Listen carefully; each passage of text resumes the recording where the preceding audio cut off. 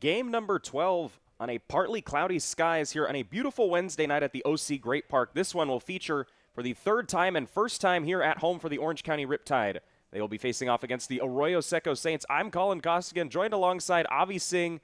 Thank you for all of you who are tuning in. And apologies for the late delay as well. We were still getting our lineup sorted here, but nonetheless, the Riptide found a way to get it done once again last night. They were in a 1-0 hole for a little bit, were able to tie it, but they had that explosive fifth inning spearheaded by the effort of Jarrett Sable. Yeah, it was a good comeback win last night against the MLB Academy Barons, a team that the Riptide were looking to do some revenge against after an upset loss on Sunday, and they certainly did so thanks to, as you mentioned, Jarrett Sable, who had a clutch bases-clearing triple in the fifth inning, a 4-run fifth inning for the Riptide that gave them the lead. Orange County never looked back and secured win number 9 on the season. One win away now from double digits, which they look to do so tonight here against these Arroyo Seco Saints. And for the Arroyo Seco Saints, they were in a absolute battle with the Philippines team yesterday. A total of 8 ties and lead changes ended up with them beating the Philippines 13-12, yet they are still 3-6 on this young season. Has not been the start that Coach Millam wants for his squad. Yeah, well, the Philippines are not really a team you'd expect to be in a competitive battle with, but that was the case last night for Arroyo Seco. Thankfully for the Saints, they made it out on top, and they'll look to play sharper here tonight against the Riptide. And for the Riptide, Julian Orozco will get the start. Defensive positioning for the Riptide, or actually rather the lineup there. It's Braden Flores leading off, Carson Panarisi on deck, and Jacob Freer batting third in the hole.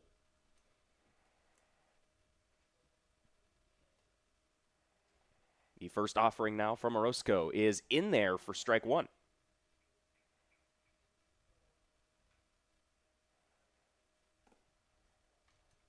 Of course, Orozco, this will be his fourth appearance. He has done 5 innings of work.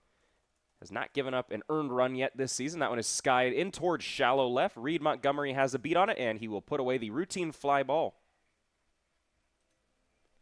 The rest of the Saints lineup for you, of course, mentioned Braden Flores leading off. Batting second is number 2, playing in left, Carson Panarisi. Batting third, number 4, playing short is Jacob Freer.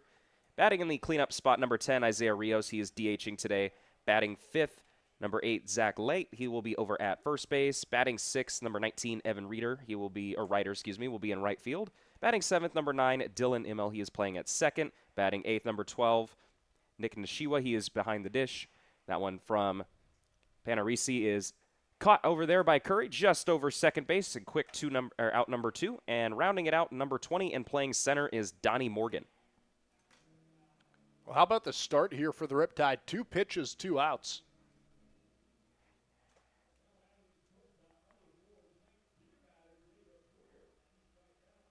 And Jacob Freer has tonight's honorary beer batter. I know for yesterday as well, they went with Jason Del Villar, who was obviously proved them wrong and explained why he is the home run king of the CCL right now. Owen was in there for a strike to Freer. For Jacob Freer, this is his 7th game this season.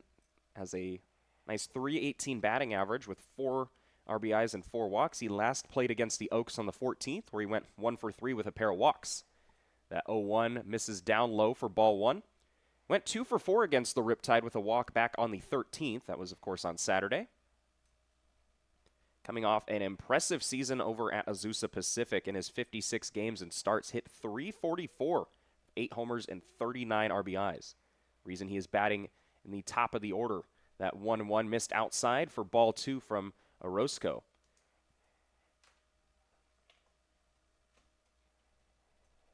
He, of course, was a second-team All-Pac West selection. Of course, hit a go-ahead 2-run homer over Point Loma in the 8th inning. That was en route to snapping Point Loma's 20-game winning streak. That 2-1 hacked on and missed. It's a even 2-2 count now. Just 1 strike away from not only a 1-2-3 pitch inning, but the first beer batter strikeout of the game, which, of course, would give a $1 discount on all beer purchases for those 21 and older in attendance tonight. Red Solo Cup already playing in the speakers in anticipation of needing 1 more strike. Orozco looking to do just that. Instead, that one is skied up toward short. Nunez has a beat on it and puts it away. A routine 1-2-3 inning all-week contact for the Saints. The Riptide are coming up for the first time here tonight.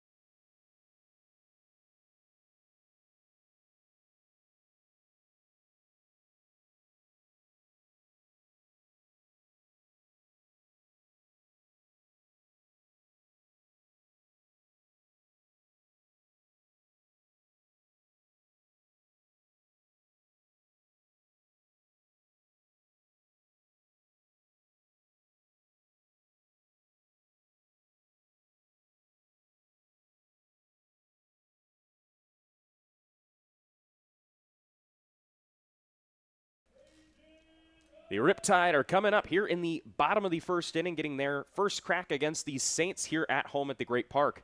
And for the Saints, it is the right-hander, number 27, Lincoln Lyons, who will be getting his third outing and his second start with the Saints this season. Rogowski will be leading it off. He'll get the rest of the Riptide lineup just after this pitch. That one is rolled over and foul. It is Rogowski leading off. He's playing in center. Nate Pone, who is back from a birthday vacation, he is DHing, batting second today. Justin Tiller, he will be playing at first, batting third. Sean Romero doing cleanup duties. He is behind the plate today. Batting fifth, Zach Woodson. He is playing in right field today. Batting sixth is Travis Curry. He's back at second. Rogowski fouls that one back 0-2. Batting seventh, Bradley Boudreau. He is back and over at third base. Slater Nunez batting eighth. He will be at the Keystone, and rounding him out, Reed Montgomery will be playing in left field. And, of course, the starter on the mound today for Arroyo Seco, Lincoln Lyons.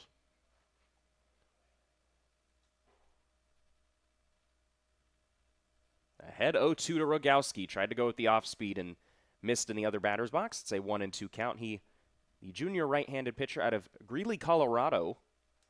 Of course, I mentioned this is his second start and third outing. He has gone 5 innings of work, sports a 3.6 ERA, has kept the command under control, just the one walk. He's doing so right here. That one from Rogowski fouled straight back. We'll do it again. Does have 4 Ks. He, of course, in his last outing against the Foresters, as he's mentioned, had a tough go at it. Was attacked with 4 runs, 2 earned across 4 innings of work. Did give up those 4 hits. But like I said, just the one walk and had a couple of Ks. And that, of course, is against a team in the Foresters that has had the top ERA as well. So a tough team to face all around. The Riptide certainly saw that when they went, of course, in their narrow 2-1 victory last week. Well, the Riptide 2 losses now after Sunday's game against the Barons. Santa Barbara with 1, and of course that only loss was to the Riptide.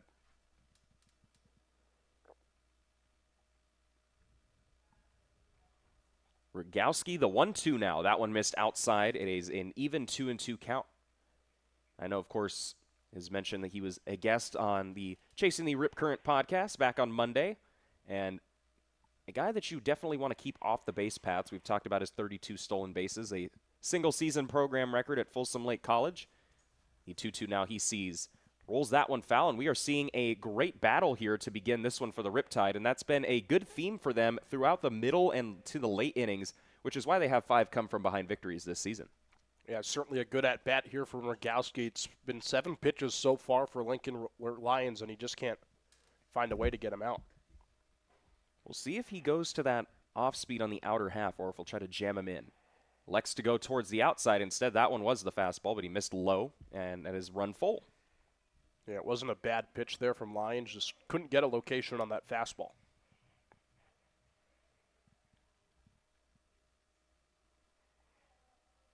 The full count offering now on the way to Rogowski.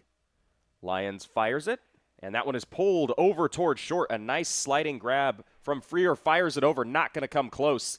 Skipped over there past Leet's arm right there, and for Rogowski, he is aboard. A good start here, infield single for Trajan Rogowski as he beat out the throw from Freer at short. And speaking of that, let's get you the Arroyo Seco defense. Nick Nishiwa is the catcher behind the plate today for Lincoln Lions. Braden Flores at third, Jacob Freer at short, who was unable to make that play against Rogowski. Dylan Immel at second base, Zach Light at first, Carson Panarisi left field, Donnie Morgan in center, and Evan Ryder out in right field. And Nate Pone now in there for the Riptide. That one in there for a strike. This is just his second appearance this season. He appeared, obviously, on opening day against the Bombers. He went 0 for 1, but he did lay down a sac bunt in the 7th inning, which moved Connor Barth over into scoring position at that point in the game. That one is in there for strike 2, and Lincoln Lions going to the off-speed to get it quickly back ahead. And it's good to see Pone back in the lineup after his vacation with his family. Of course, finished his sophomore year at Fullerton College, a Utah Tech commit. That one is thrown over toward first. Rogowski back in time. The senior at Villa Park High School as well hit .367 with 11 RBIs. And then obviously had a .996 fielding percentage behind the dish. He didn't allow a single stolen bag.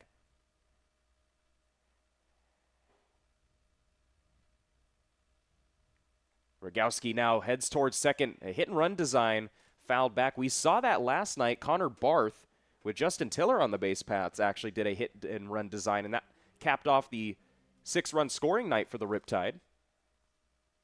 That was, of course, back in the 7th inning. It was a smart play, too, because Tiller isn't exactly a guy you'd expect to run on those base paths, so it certainly caught the Barons off guard.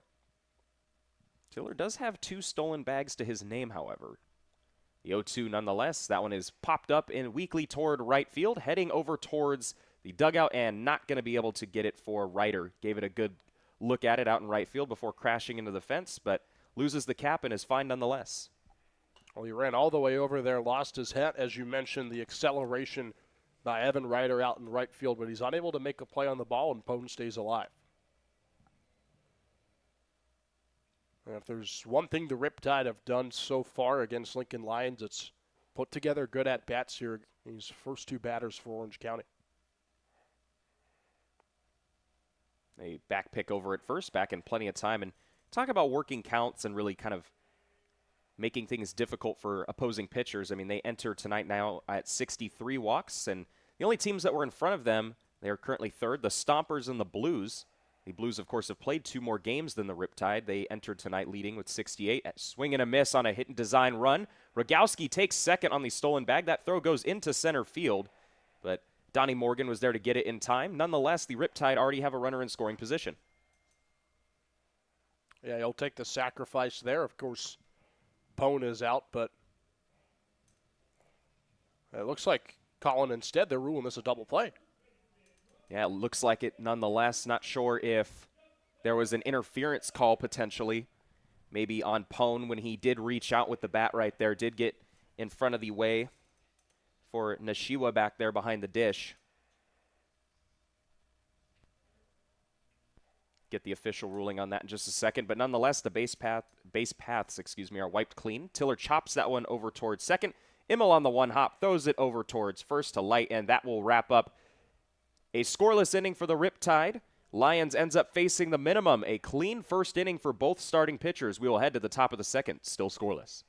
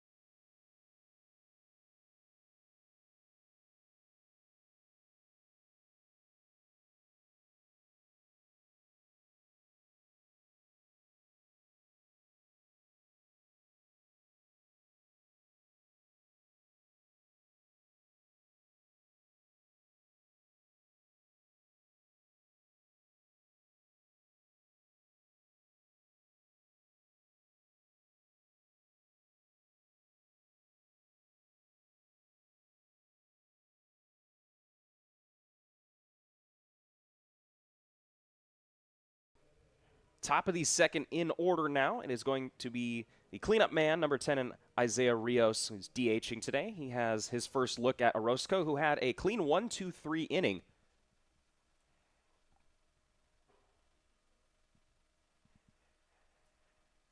The first one now, that one missed outside for ball one.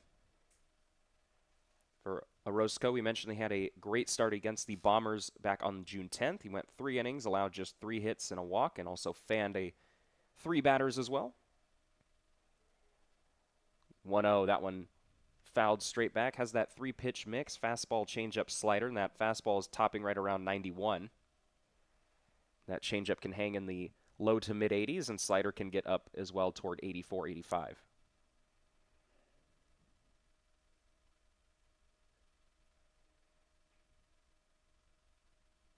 One he sees now, and there is that slider that he drops on the outer half. Great backdoor slider to get ahead in the count 1-2. Well, he certainly has been great so far for the Riptide. No runs given up in now 5 innings of work. The 1-2 now on the way. Skips in there, ball 2. Yeah, went outside with the off-speed pitch, and then he decides to go inside with the fastball, but it just takes a skip in the dirt.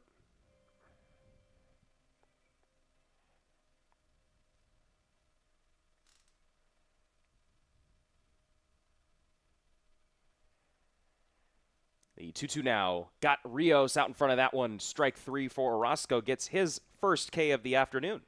Yeah, first strikeout of the evening for Julian Orozco. Fastball on the other side. He kept going east-west against Rios. Decided to throw outside this time and got him to chase. Now brings up the first baseman in Zach Late.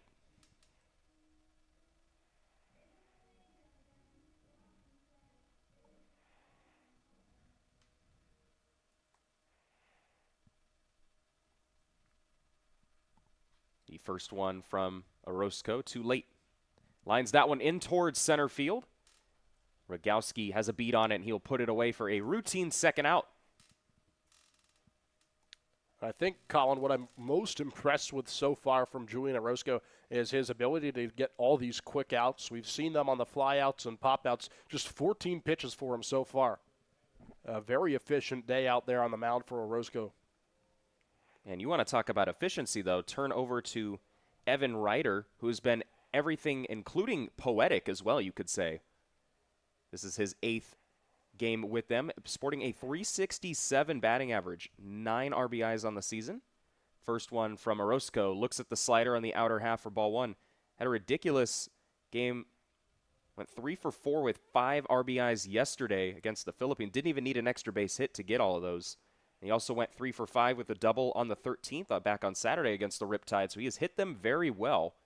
Hacks and misses. It's a 1-1 count. Of course, part of the Santa Ana College squad that won their 5th 3C2A title earlier this season, actually at this very ballpark. Of course, was the first team All-Orange Empire Coast selection. The 1-1 he's behind, though, 1-2. And very fitting, of course, when you not only have a 371 batting average, you club 8 homers and bring in 49 RBIs. There's a few guys on this Riptide squad that were teammates with Ryder over there at Santa Ana. Of course, Austin Kirkwood, A.J. Frosto. The Dons have been helpful for both the Riptide and the Saints as that 1-2 on the outer half for strike 3. Bookend K's and the second inning for Julian Orozco. He is rolling for the Riptide. We head to the bottom of the second.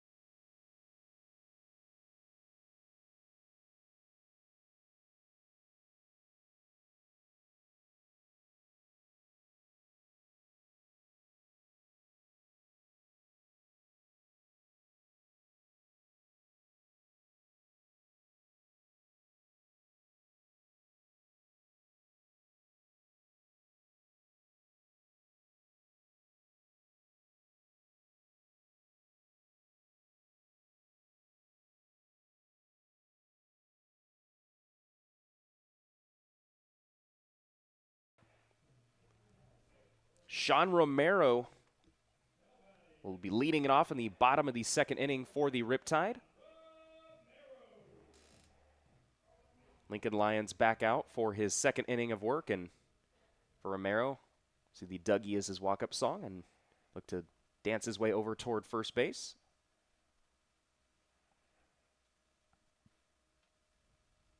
First one he sees, a little low and outside with the off-speed for ball 1. We got some big news about Sean Romero. He's entered the transfer portal, leaving Pepperdine after 1 season. So some added motivation here with the Riptide. The 1-0 down low for ball 2. And, you know, there have been scouts in the area, of course, that have been approaching and sort of coming to some of these Riptide games as well. And it's a great opportunity now for him to showcase his skills. We've seen the power from him, obviously, when he played the Saints in their first game of the season, went back at Jackie Robinson Field when he clubbed a homer. Instead gets underneath this one, and that is over into foul territory. That is going to be Zach Late putting that one away. I feel like we've seen plenty of pop-ups from both teams so far to start the game. Just seems like one of those nights where guys are getting under the baseball and aren't connecting well. Because of that, you'll see a lot of pop-ups. Usually they get under it, and it skies the ball straight into the air. That'll now bring up Zach Woodson, his 7th game with the Riptide this season.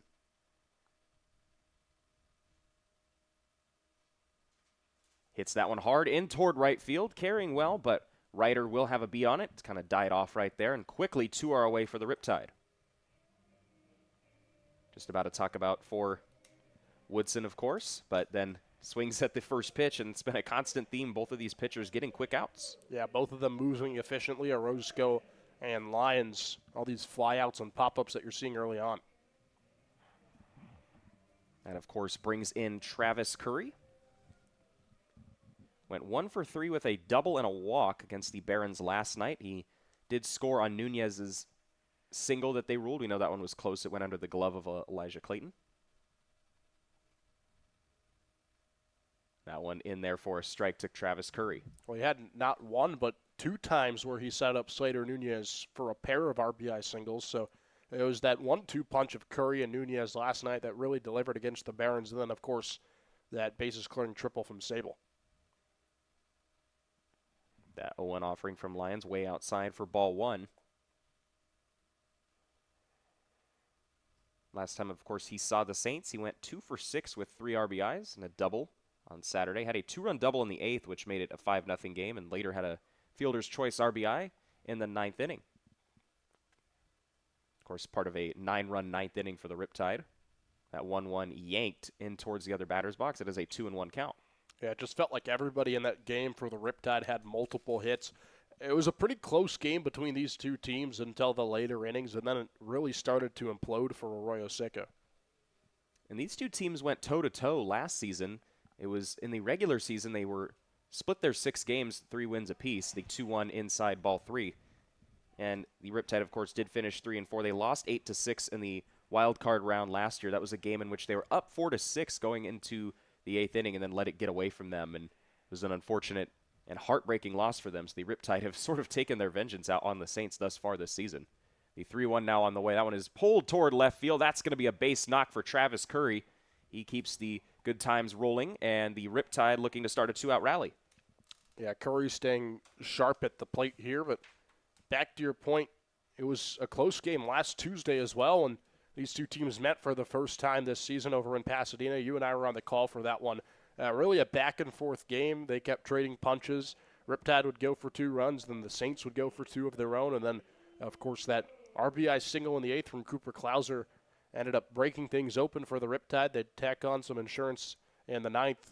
Almost blew it at the end, but it was a great play at second on a liner to Connor Barth, who sealed the deal and stopped a walk-off win for the Saints. The first one now to Boudreau, who was not in the lineup last night. He is back in there.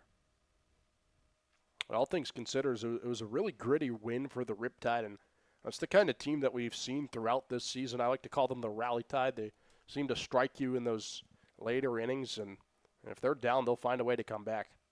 Fouls that one straight back. It is a 1-1 count, and even though yesterday does count as a come-from-behind win, they were down 1-0, albeit not the hardest one that they've had to come back from. You mentioned the Waves 5-0, and then the Riptide have sort of in those middle innings just found something that has been clicking for them. It's good resiliency that you see, and it's a huge credit to the pitching staff as well that has held it down. They've had a couple games where they let it get away from them early, but they dialed back in. The 1-1 now missed outside for ball 2. Well, they almost came back in Sunday's game as well in the 9th inning. It looked like they had it for a second until an unfortunate double play. Of course, the 4th huge double play that has already been involved in game enders for the Riptide. Of course, now they have Curry picked off over there between first and second. They try to fire it over towards second base, and they got him just in time. A great move right there from Lyons to get the speedy Curry. He faces the minimum once again. The Riptide not able to rally a 2-out rally, of course, and we head to the top of the 3rd, still scoreless.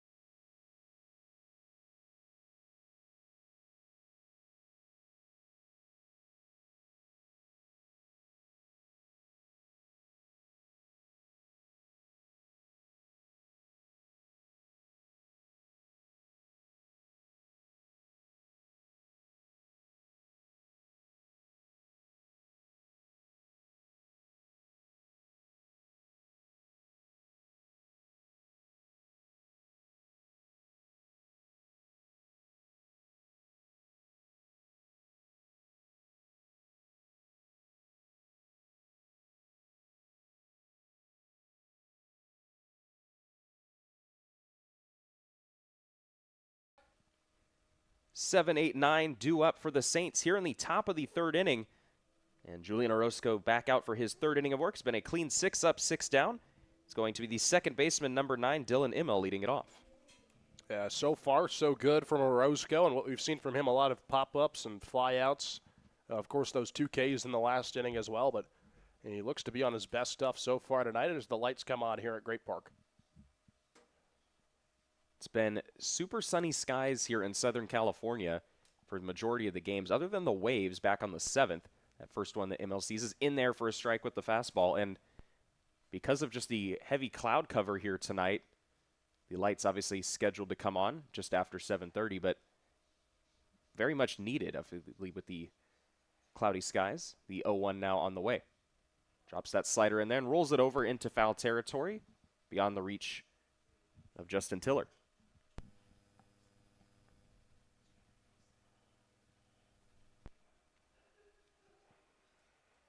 Of course, for Emily, went 1 for 4 with an RBI and a walk. That was back on the 14th against the Oaks. It was his last time out. When he faced the Riptide back on Saturday, he went 1 for 4 in that game. The 0-2 dropped a little low for ball 1. The senior infielder from El Segundo, California.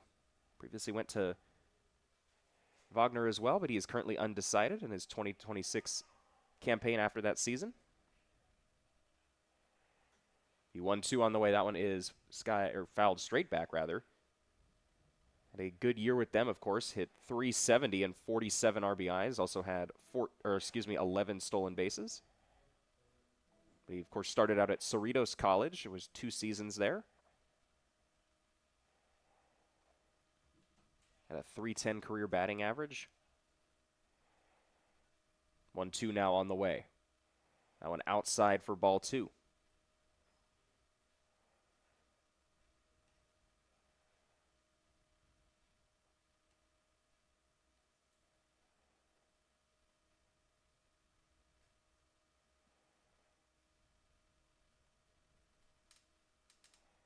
Orozco got to do a little bit more work to get that first out. That one has got a piece of it, rather. And that was rolled off of Immel. He'll get another crack at it. You almost got the punch out there on the inside fastball, but Immel was just able to make contact after he got jammed up.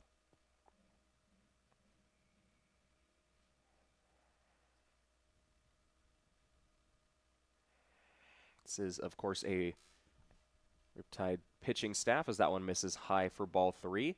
That was near the top in the CCL with walks.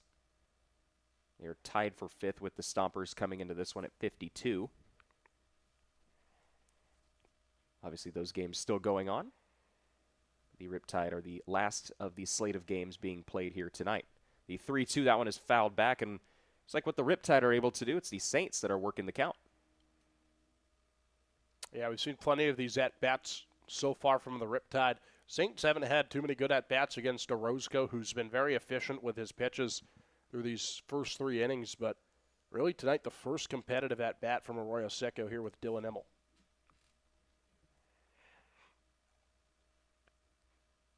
The payoff offering from Orozco. Got him swinging, got him to chase the 3-2 breaking pitch. Make that punch out number 3 for Orozco here in inning number 3. Well, it was only a matter of time. Immel was very aggressive out there on the plate. He was swinging at almost everything Orozco was throwing, except for that high fastball that missed outside. But Orozco was able to get him on the fastball, and he picks up back-to-back strikeouts. That now brings up Nick Nishiwa, the sophomore catcher out of Golden West College. That one high and in for ball 1.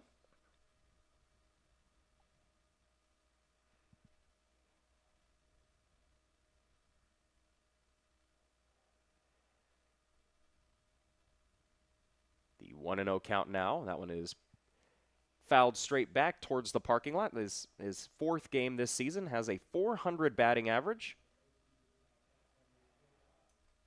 Has an RBI.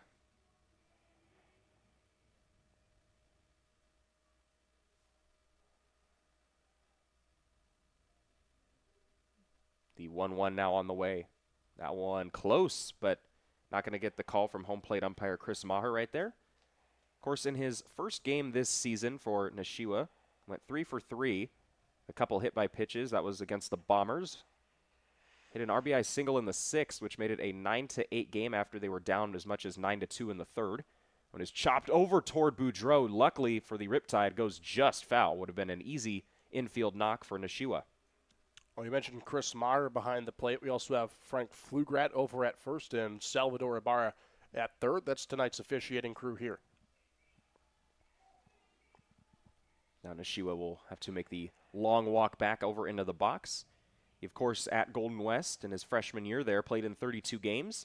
He's a good contact guy for them. He had .291 batting average and 15 RBIs. Clubbed 1 homer. He, of course, was a top 20 prospect in Hawaii's senior class. There's always incredible reaction time behind the plate. He had a 1.87 second pop time. The 2-2 now. Close, but not able to hang on to that from Romero. Just got a piece of it to stay alive. There was almost a third straight strikeout there from Orozco, but Nishiwa just able to catch the baseball and stay alive. For Orozco, looking to replicate his last outing back on the 10th and go at least 3 innings for the 2nd straight time. The 2-2 now. Making him work for it, though. Nishiwa fouls it back. It's certainly been a longer 3rd inning here for Orozco, and it's because of the way that the Saints have made him work. Just around 17 pitches after 2 innings. His pitch count up to around 30.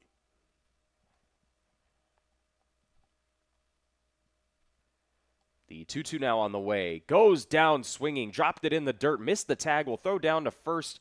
There was a dot to Tiller. Back-to-back Ks. And number 4 already for Orozco. And he's still in the 3rd inning.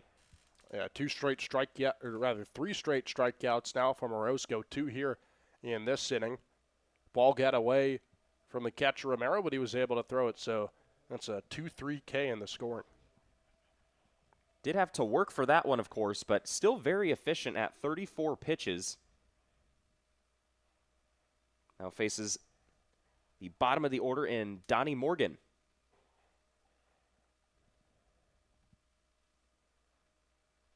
The first one to Morgan goes with the slider on the inner half, does not get the call. Donnie Morgan, the junior outfielder, went to Lane Community College. He is an LMU commit from Encinitas, California. A two-way guy as well. That 1-0 down low for ball 2. Over at Lane, had 56 starts, a .306 average with 40 homers. Or excuse me, not 40 homers, 40 RB, that would be something. 40 RBIs, did have 3 homers. The 2-0 now on the way. He pops that one up in towards shallow left. Montgomery has a beat, instead circles back. He puts it away for the 3rd out. 9 up, 9 down for Julian Orozco, giving the Riptide everything they're asking for and more. It is still scoreless, though. We head to the bottom of the 3rd.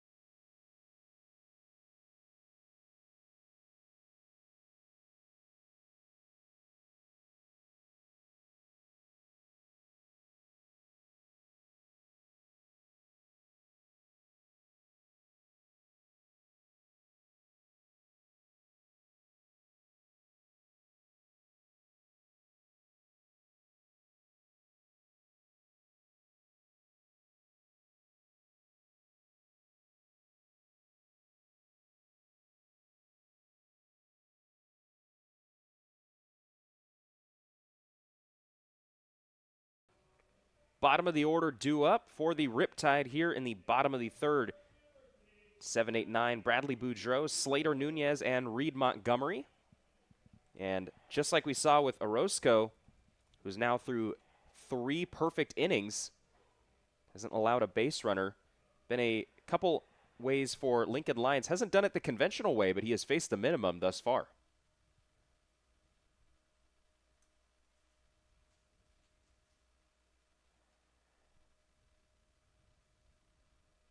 Boudreau back out there, of course, after Travis Curry was caught stealing to end, or rather was picked off to end the second inning. Playing a little bit of a dangerous game over there, and Lions was able to pick it over. We saw McGuire do that yesterday, too. It's not too often you see the right-handers be able to flash over there towards first base and pick them off, but we've seen it now twice within a 24-hour span as Boudreau gets under that one and pops it straight up. Immel was there, but it'll be Jacob Freer to call him off. And the Keystone man puts it away in the bottom of the third for out number 1. And to your point, Colin, there were 2 very different plays out there at first. The McGuire one was more of your traditional pickoff where he threw it into first, and it was Eiji Sawamura of the Barons, a good base runner that ended up being caught over at first. But the Travis Curry one was more of a rundown. It was anticipated by Lincoln Lions. He guessed correctly with the lead that Curry had, and they were able to catch him in a pickle.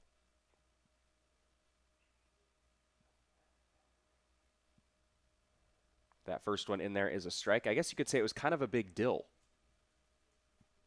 No? That was pretty bad. I'm not going to lie. I'm glad. For those who couldn't see, Avi over here to my right gave me the biggest head shake and was able to see through that frown. The 0-1 swings and misses for strike 2. One of the older jokes in the book, you could say. Somebody who has not been a joke for the Riptide is Slater Nunez, of course. You see how I turned that one around? Yeah. That was good, actually. His 8th game now with the Riptide has a .280 batting average. Had a big game last night. That one is fouled straight back. He went 3 for 4. The go-ahead RBI single yesterday in the 5th. That was kind of a weird play that went under Elijah Clayton's glove, but it was ruled a hit. He was the first runner to score on Sable's bases-clearing triple as well. Involved on both sides. He, of course, on Saturday had a huge contribution in that mammoth offensive onslaught, and that 0-2 missed outside. He had an RBI single, which made it a 6-0 game in the 8th inning. So he has seen this team well in the limited time that he has faced them. The 1-2 now. Lions looking to put away a hot bat. That one skips off of his glove and pivots over towards Immel. A nice deflection right there, and that is going to be a routine-ish second out. It wasn't the way that they had planned it right there, but sometimes you got to be careful on those deflections as a pitcher. Well, yesterday they gave Jarrett Sable the player of the game for that bases-clearing triple. I think I have to give it to Slater Nunez as well, or at least he certainly has to be an honorable mention, because not only did he get the game-tying hit yesterday, but he got the go-ahead hit as well. Now at the bottom of the order to Reed Montgomery.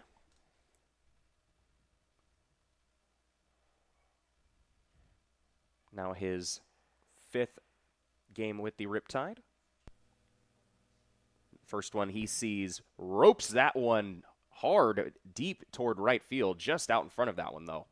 Well, it's interesting to see a guy like Montgomery bat 9th with a .333 batting average, because it's not every day you see such a good hitter hit so low, but it seems to be Montgomery's spot. He went 2 for 2 on opening day in the 9-hole, and Brian Evans has kept him there ever since. He, of course, worked that bases-loaded walk for their first run of the season as well. That 0-1 got under it a little bit, fouled it back 0-2.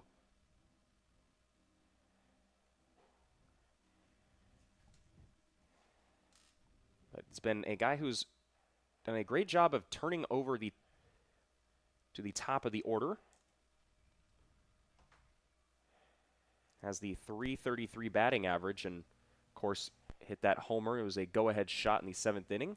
That 0-2 close, but not in there. That was against the Bombers.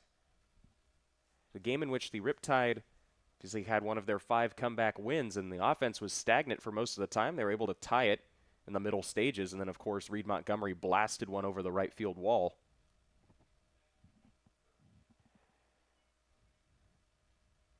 The 1-2 to Montgomery. Gets underneath that one, but gets a piece to foul it off and stay alive.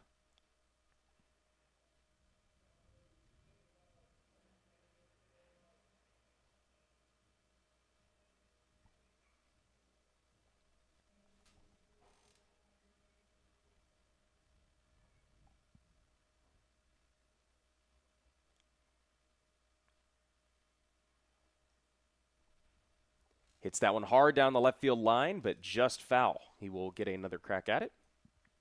Yeah, it was a good look at the baseball, just couldn't pull it fair.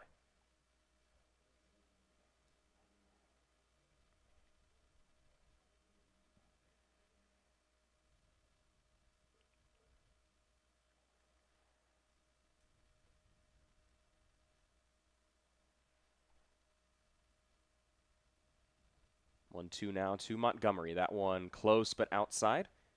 Talk about him, of course, hitting at the bottom of the order. This is, of course, his 7th game with the Riptide and has done it all in the 9-hole slot.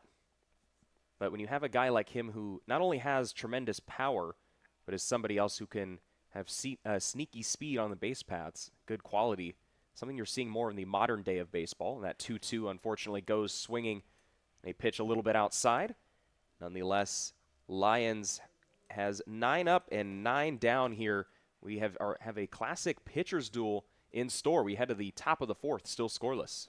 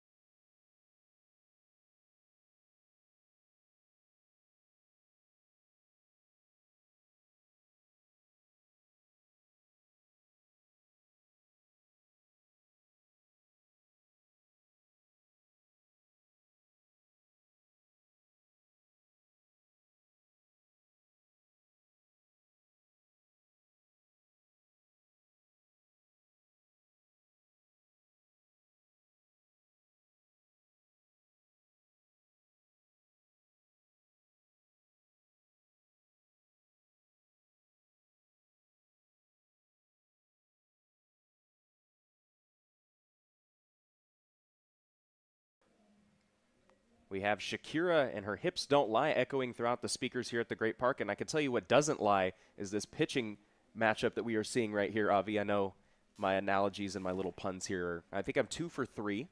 I swung on and missed on the first attempt. But nonetheless, in all seriousness, it is top of the order again in Flores. It is, of course, World Cup night here at the OC Great Park. Avi Singh wearing his Best USA merch. We have seen some other we saw a Mbappe jersey from one of our interns. The first offering in there for a strike on the slider. I know you were a little bit curious as to why that person was not wearing a Ronaldo jersey. Yeah, he told us, and I'm not going to name who for purposes not to embarrass him on this broadcast, but he had told us leading up to World Cup night, I'm going to wear my Ronaldo jersey. I have a Portugal Ronaldo jersey that I'm going to wear, and I'll come out and support. And then Portugal ends up having a massive upset today. They drew with the DR Congo. And Ronaldo, who didn't have himself the best game, was stunned afterwards. And so Sam Evans and I, one of our other broadcasters, we were wondering if he was still going to show up, this guy, in the Ronaldo Portugal jersey. And he shows up in the Mbappe jersey instead, which is unfortunate to say the least. You have to wear your jersey with pride through the wins or losses or draws, as that one is skied from Flores towards Montgomery. Had an easy day out there and left. He puts that one away for the first out in the top of the 4th. Well, I'm in my Team USA 2026 jersey, the away stars kit, the navy blue with the stars on them. And I'll tell you what, even if we lost to Paraguay, I'd still be repping this with pride. So I don't know why our friend is not wearing his Ronaldo jersey. Nonetheless, it is a very nice road jersey. I will say that the stars sort of blend in with the navy blue, like the transparent look. That's Carson Panarisi. Lines that one down the right field line. That's going to drop for a base hit, and that skips past the glove of Woodson. He is over towards second. Thought about third. Instead, he will halt over at second. And just like that, the first hit and first runner already in scoring position here for the Saints. Yeah, unfortunate for Orozco, who had 10 straight outs to begin this ball game. Props to him, but everything good must come to an end, and it happened there with the Panarisi double. Panarisi kind of punched that one down the line. They now have a chance to face Orozco now in the stretch. Jacob Freer, who popped up over towards Nunez to end the first inning, he is looking to change their fortune and get themselves on the board and really break open this pitcher's duel. First one from Orozco. He kind of pulled that one hard down and missed low for ball one. I have to say, we've seen some other good soccer jerseys here from our interns on World Cup night. Of course, Lionel Messi in Argentina. Bruno Fernandes, Manchester United. He's with Portugal. There's a Stars and Stripes USA jersey, the home ones as well. So plenty of variety here on World Cup night. The 1-0 now on the way. That one is fouled straight back. And talk about that performance. How about for Messi getting a hat trick yesterday? Still doing it. It was really a fantastic day of soccer. You got Messi with the hat trick. Kylian Mbappe had himself a brace. That's 2 goals against Senegal in a fantastic game. And Erling Haaland, one of the best strikers in the world, had himself one as well against Iraq. And the Riptide are hoping that the Saints don't strike right here, as that one is outside for ball 2.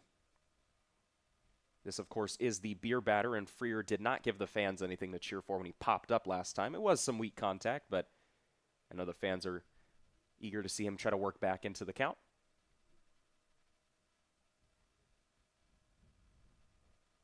Bullpen is still empty for the Riptide, so Brian Evans is trusting him. Freer does launch that one deep towards right field. Back at the warning track, at the wall. It hits off of the base of the wall. Didn't see it at first. They're sending him around second. Panarisi headed towards the plate. That throw's not going to be in time. Jacob Freer ends up at third base, and just like that, from no hits at all through 10 batters to already a run and 2. Yeah, well, I'm sure Jacob Freer felt disrespected that he was chosen as the beer batter and decides to serve that up instead of the discount. Serves up a case of the knuckle sandwich right there, and he launched that one. Had a chance to get out of here at the later, obviously an evening game here, and obviously the later it gets here at the Great Park, the harder it is to even hit that one, but that one just kept going, and Woodson gave it a good effort, but kind of crashed into the wall. Well, I thought it was gone for a second until it had just dropped along the wall. That was about as close as you can get to a home run here. At a ballpark, too, Colin, in which we don't see too many. That one is in there for a strike. Just the 2 homers for the Riptide this season. Of course, it was Sable on Sunday the 7th against the Waves when he hit that go-ahead 3-run blast. Then we just talked about Montgomery against the Bombers last week when he hit the go-ahead homer in the 7th inning.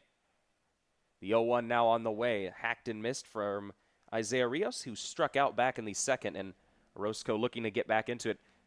Fortunately with that, because they sent Panarisi and they tried to throw him out, that allowed Freer to get up towards third, so the Riptide have the corners in.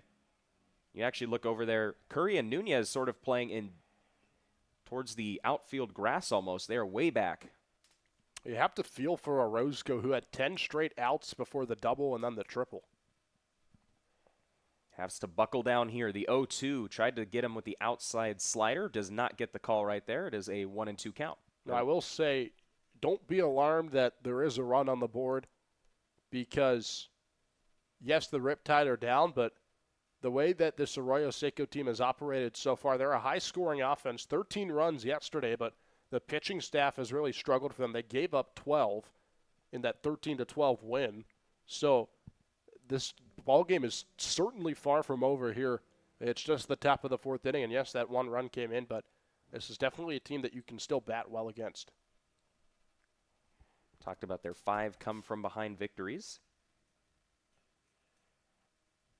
Of course, did it yesterday, even though it was like it was right now, just a 1-run deficit. Still counts towards the record nonetheless. The 1-2. Has him fooled on that one. Goes with the slider. A huge second out of Rios right there. And Orozco looking to limit the damage to just 1. Yeah, 4th strikeout of the game there for Julian Orozco. Just 1 out away from getting out of this mess and stranding Freer at third. Jackson Pace is warming up over in the Riptide bullpen, so you'd expect to see him in the next inning.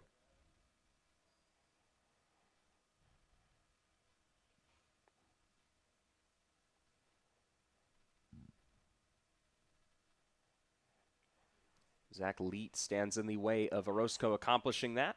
The fastball misses on the outer half. It is ball one. For Orozco, though, we talked about the efficiency. Has those 5 Ks, 1 earned run now, of course, but has done it fairly well. He just now threw his 51st pitch. He 1-0 now. That one high and outside for ball 2.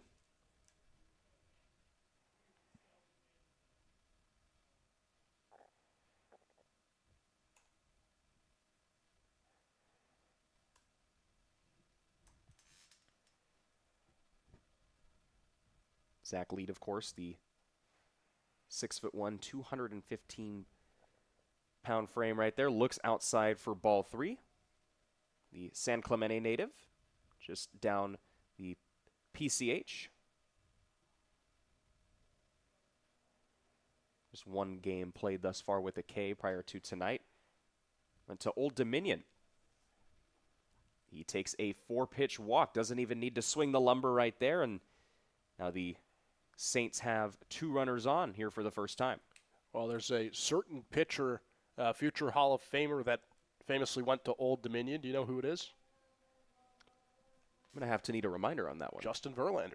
Oh, interesting.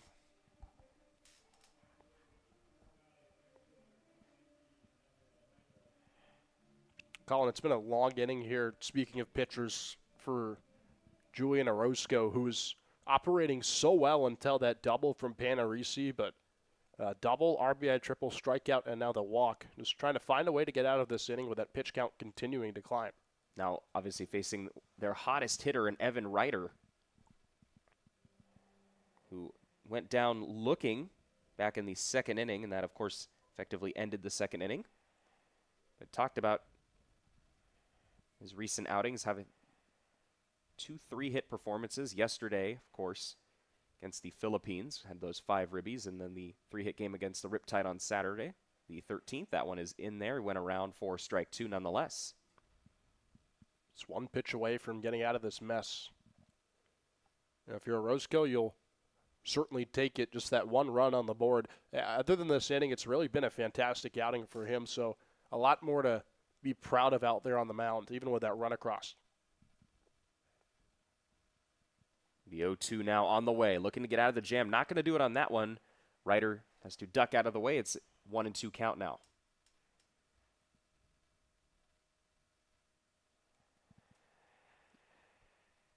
For Orozco, though, this is his longest outing of the season.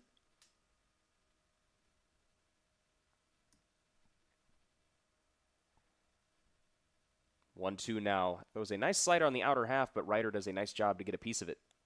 Yeah, able to read it well and foul it off, stay alive here.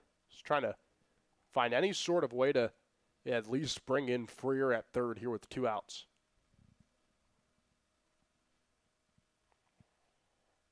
They throw back over toward first, and Freer just didn't even have to move.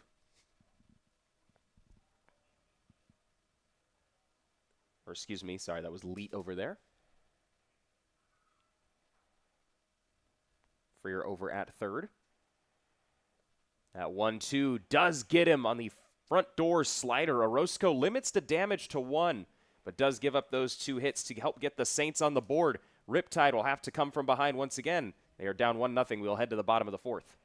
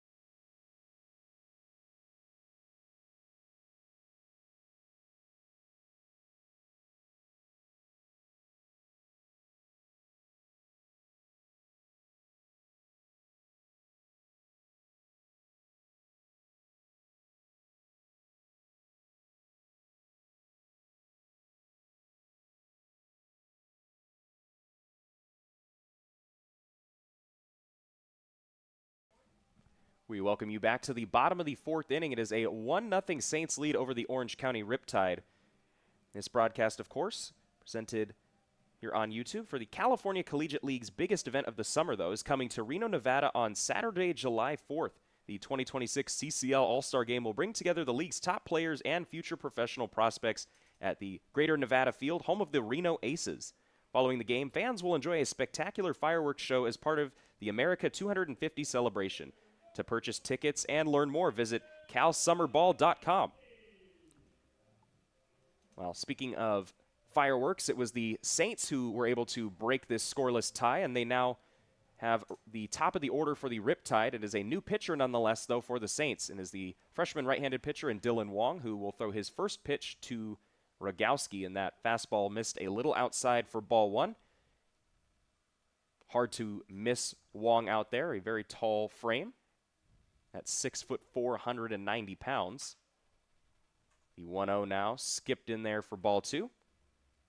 It was a solid outing out there for Lincoln Lions. 3 innings of work, 2 hits, no runs, no walks, and 2 strikeouts. Was able to hold the Riptide scoreless. The 2-0 now on the way. Misses high, struggling to find command with that fastball.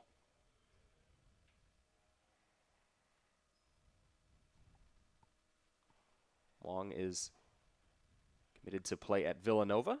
The 3-0 in there for strike one.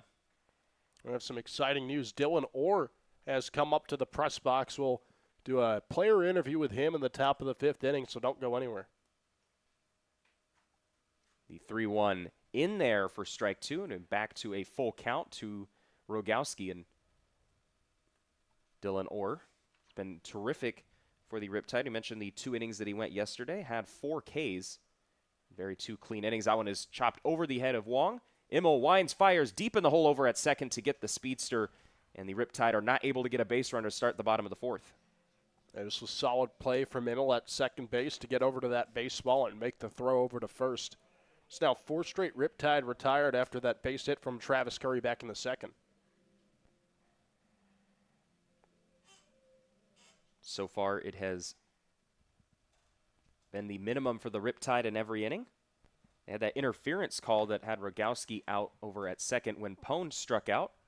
He tries to square around to bunt to get something going and fouled it straight back, so it's an 0-1 count.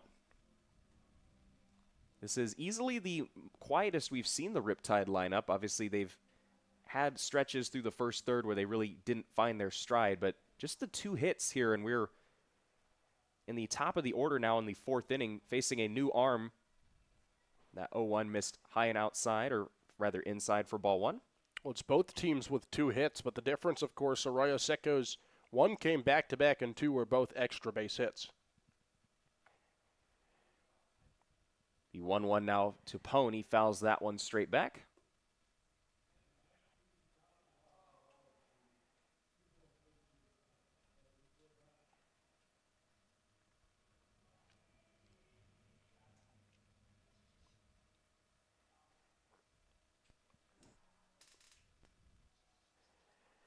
Wong ahead now. That 1-2 is hit in towards shallow left field.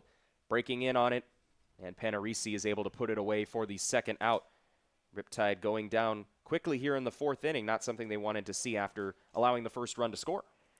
Yeah, it's just been some uncompetitive at-bats here for the Riptide, and that's really been the reason why the Saints are up 1-0 here. The Arroyo Seco batters were able to figure Orozco out because they were able to start to work him deep in the count starting in that 3rd inning, but I feel like these Orange County at-bats have gone by pretty quickly. They just need to stay in there and try and find the baseball well.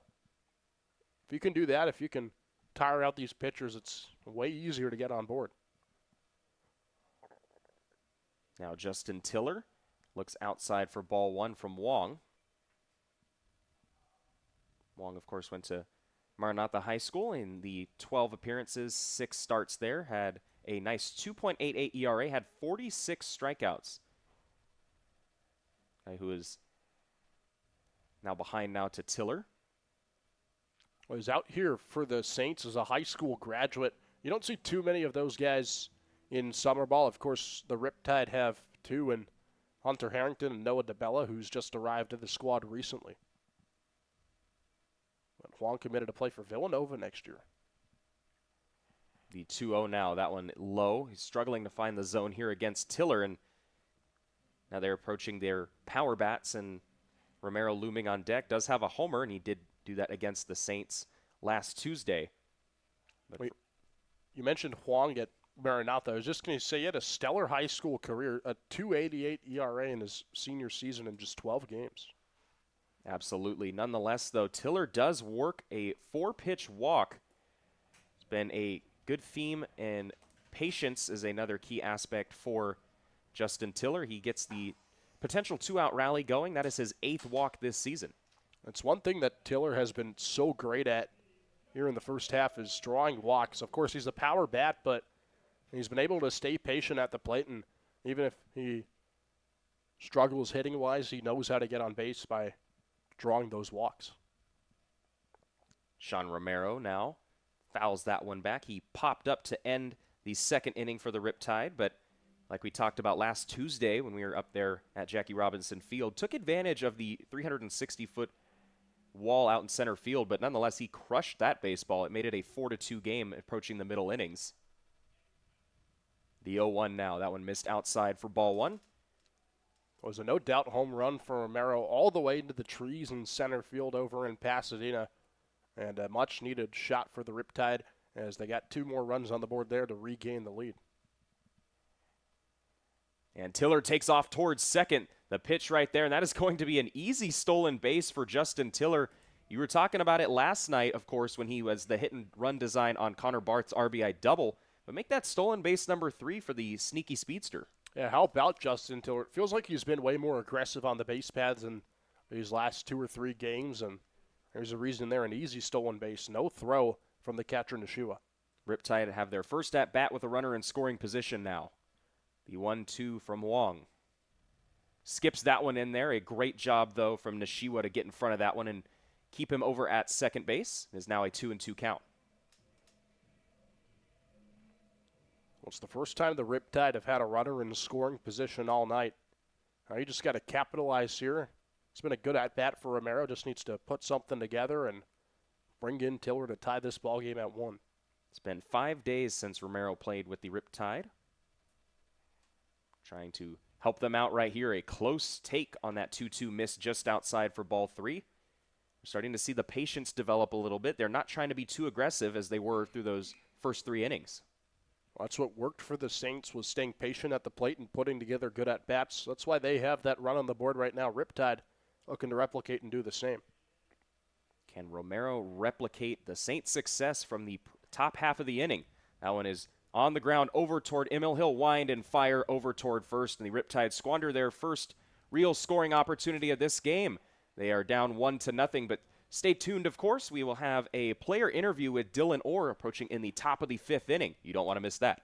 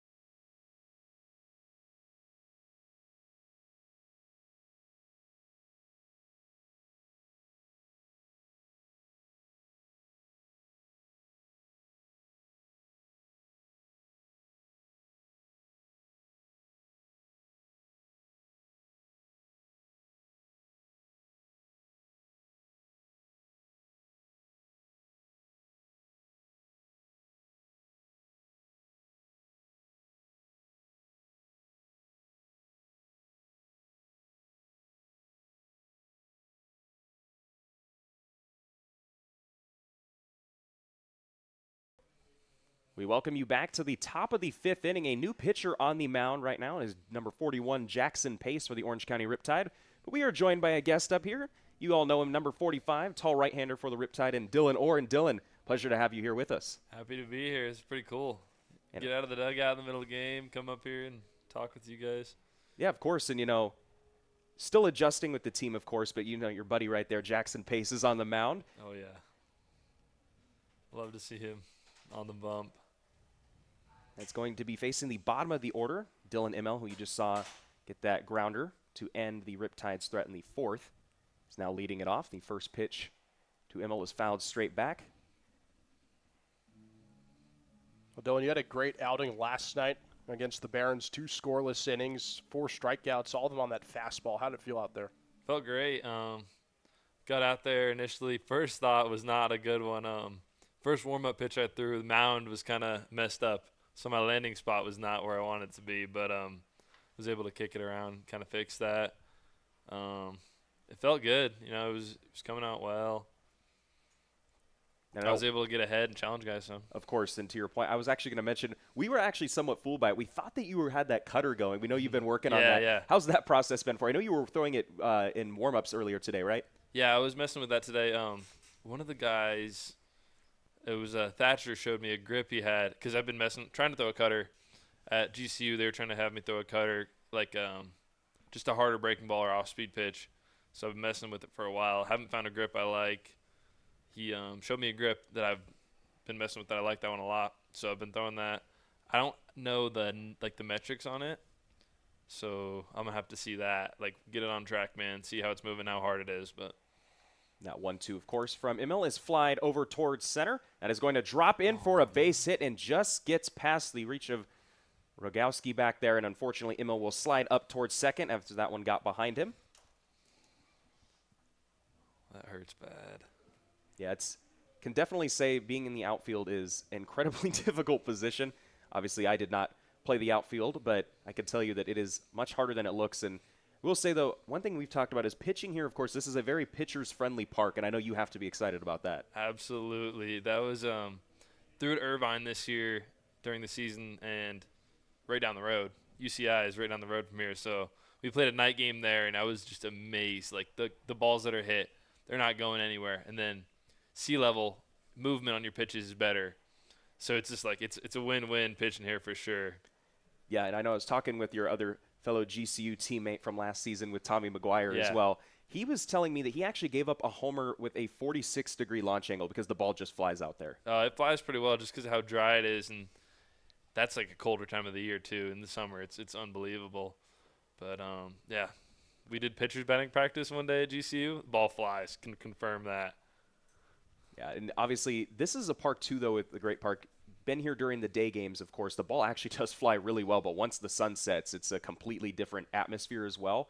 But when you mentioned Irvine as well, on a more funny note as well, I've actually been there myself as well. It's a beautiful ballpark, but have you been able to have the concessions there? They have some of the best concessions that I've heard over in Southern California. I got a huge loaded chili dog one time, and I did not realize what I had ordered.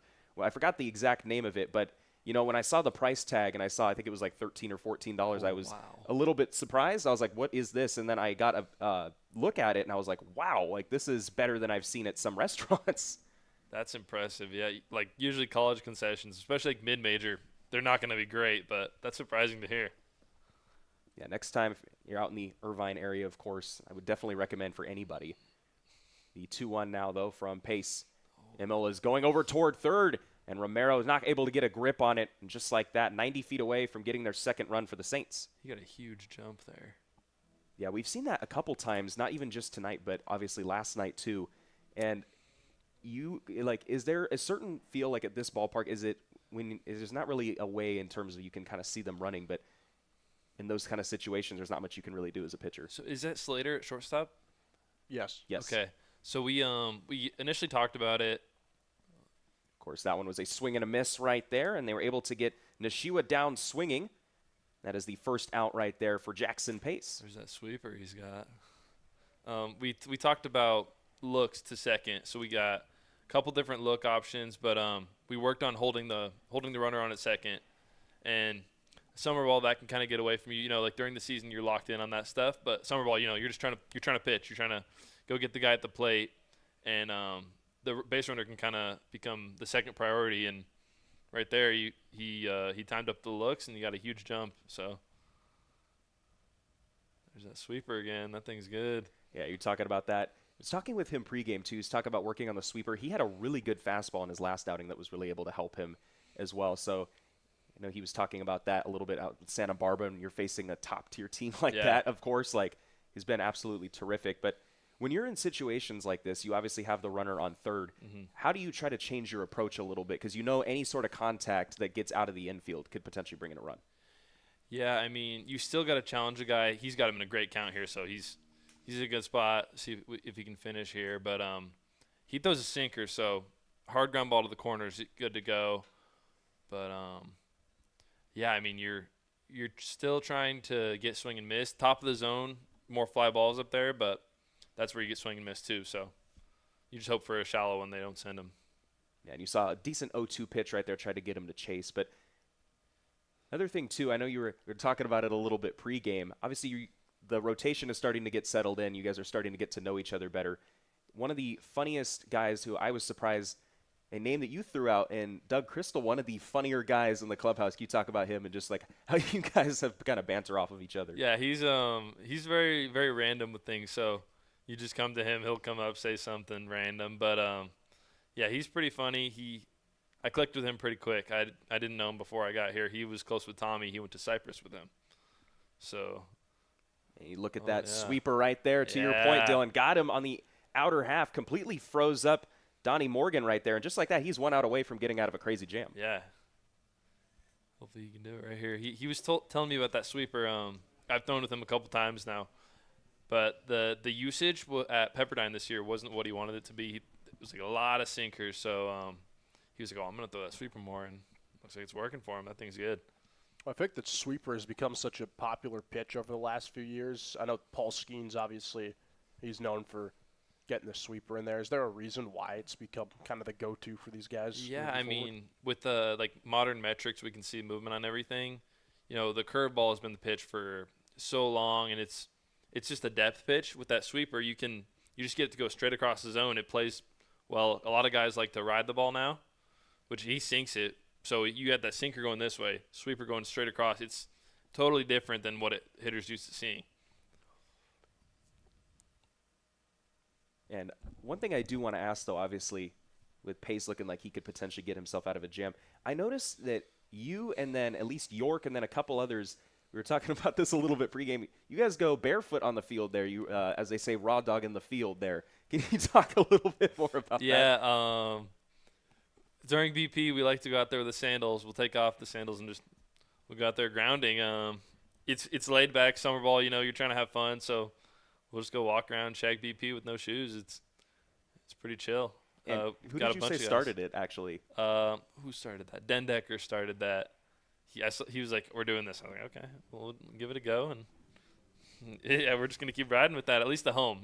Away is different, but at home for sure. Oh, yeah, of course. How many do you have doing that now? You've gotten I saw at least 3 or 4 out there doing it today. Yeah, probably 4 or 5 guys.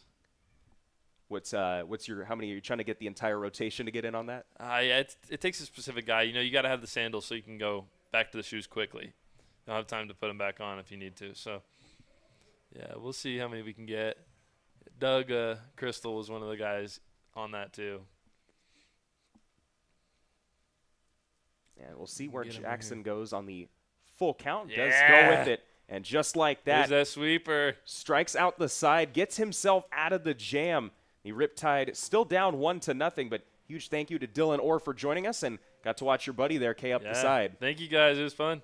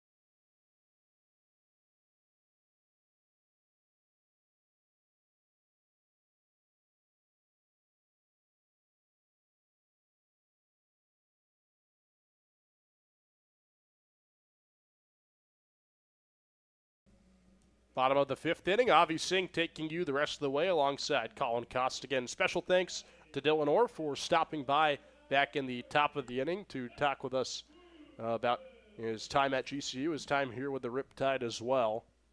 Zach Woodson leads things off for Orange County as they work down 1-0, trying to claw back into this ball game. It's Woodson, Curry, and Boudreau against Dylan Wong, who's out for his second inning of work. He fires a fastball outside to begin the bottom of the fifth. Well, you get the sense for the Riptide after Jackson Pace kind of came in and K'd up the side. He was already faced in a difficult situation after that leadoff double and Immel taking over to third. This is their time to try to get themselves and kind of rely on the momentum that they built up from the last half inning.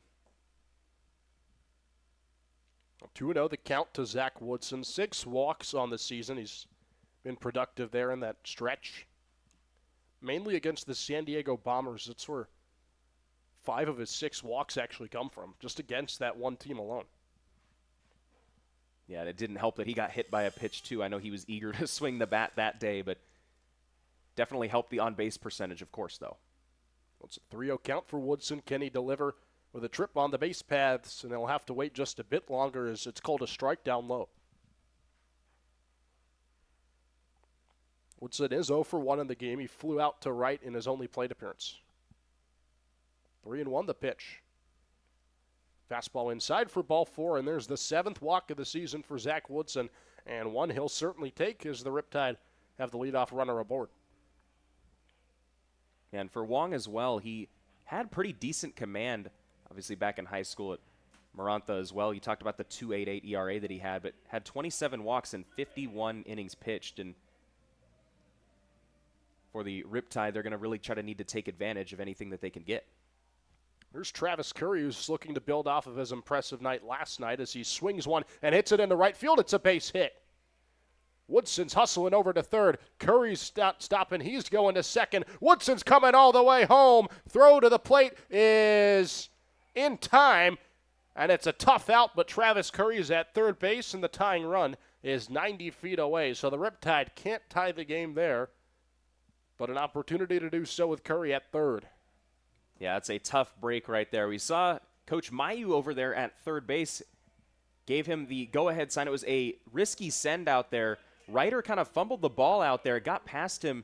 We know the corners get a little funky over there down both lines, and it skipped past him, and that's why he was not going to send him initially, but he ended up sending him. But at least, like you said, for the Riptide, they'll at least have a chance now. They have one out to work with, and any ball in the outfield can tie this one up. And it really was all about the recovery in right field from Evan Ryder to get to that ball in time and make the throw home. So the Riptide will have to wait just a little bit longer to bring in their first run of the game, but it's Bradley Boudreau with an opportunity to do so at the plate. As he goes first pitch swinging, it's through for a base hit. And just like that, we're finally tied at 1. Great job from Boudreau right there. Just let the bat do the work right there. That one was on the lower outer half, and he just slashed it out there and hit it right back up the middle. Perfect timing. 1-1 the score here. A soccer-like score on World Cup night as the Riptide look to break through with Slater Nunez up to bat, who, of course, had those 2 RBI hits yesterday. Guess you could call it a brace for him. Pair of ribbies. Well, Nunez is 0 for 1 on the night. He grounded out over to Immel at second. We'll see if he can switch more to the tune that he was on last night. Long from the stretch. Swing and a miss from Nunez. Chasing that baseball all the way. Clearly wanted to make an opportunity there, just unable to connect. Yeah, and the reason the Riptide have been able to tie this game is, like we said, they just took advantage of another opportunity given to them. As Wong throws over to first. He's thrown to first twice now here with Bradley Boudreau on, just making sure that he doesn't get up to second and avoid a double play situation. Here's the 0-1. Fastball taken high. Yeah, Boudreau's not the stolen base threat compared to the other players here on the Riptide. Does not have a stolen bag this season, but obviously things could change. You never know.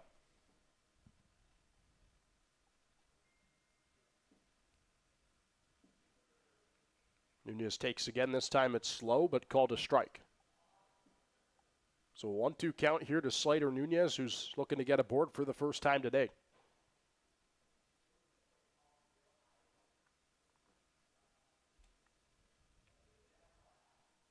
Wong throws over once again. Still cautious of Boudreau there, even with the 2 strikes on the board.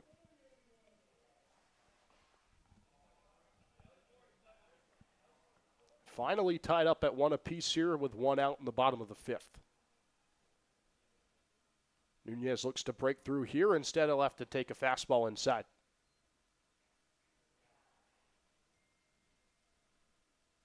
Slater Nunez committed to play for the University of Washington next season. A good ball program up there, the Huskies in Seattle. As he takes the 2-2 right on the outside edge for strike 3 looking.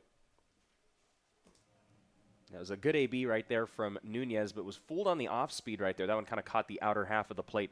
Great pitch there from Wong and a good recovery for him as well. So there's 2 outs now in the inning for Reed Montgomery.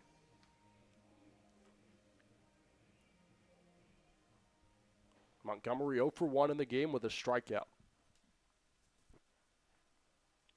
Former Long Beach State dirtbag.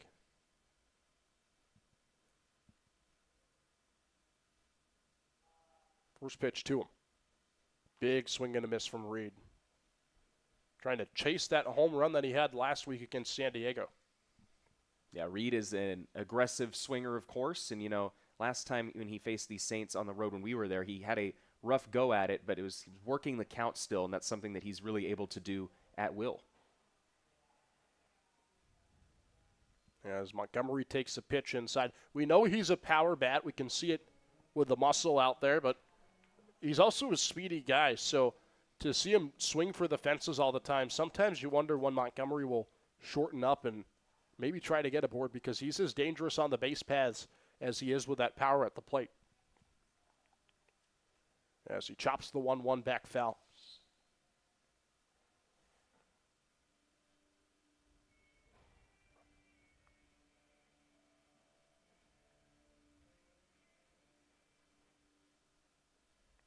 Six hits on the season for Reed Montgomery, including the home run. Looking for number 7 here with a 1-2 count and 2 outs. He'll take high. It appears to be a pitch out there from Wong, who's still weary of Boudreau over at first. Riptide do need to be a little bit careful. We obviously saw Travis Curry back in the 2nd inning, got caught stealing to end that inning, and already with a run across, you certainly want to be careful not letting another out on the base paths. 2-2 pitch. Chopped back foul by Montgomery once again. Competitive at bat he's putting together here with 2 outs and the runner over at first.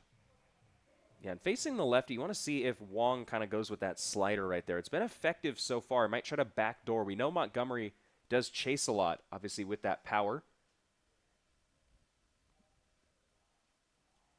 We'll see what Wong opts for here. Fastball skied in the air by Montgomery all the way out towards the second base bag. Both players are coming in. It's the second baseman, Emmel, who makes the catch for out number 3, but the Riptide finally get their first run on the board, courtesy of an RBI single from Bradley Boudreau. We're all tied up at 1 as we head to the top of the 6th here on World Cup night.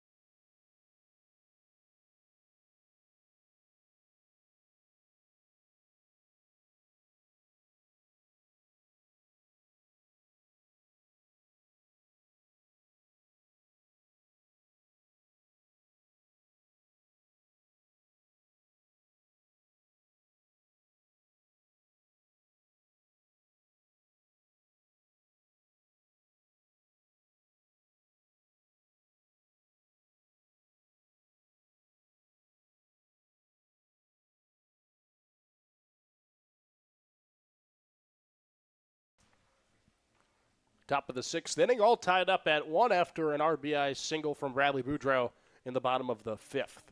It's the top of the Saints order. Up to bat, Braden Flores, Carson Panarisi, and Jacob Freer as they take on Jackson Pace, who's out for his second inning of work. With Flores up to bat, let's take a quick look at the out-of-town scores up in the north side. Alameda 15, San Francisco 3. The Seagulls, who started off 2-0, fall now to 2-8 on the season.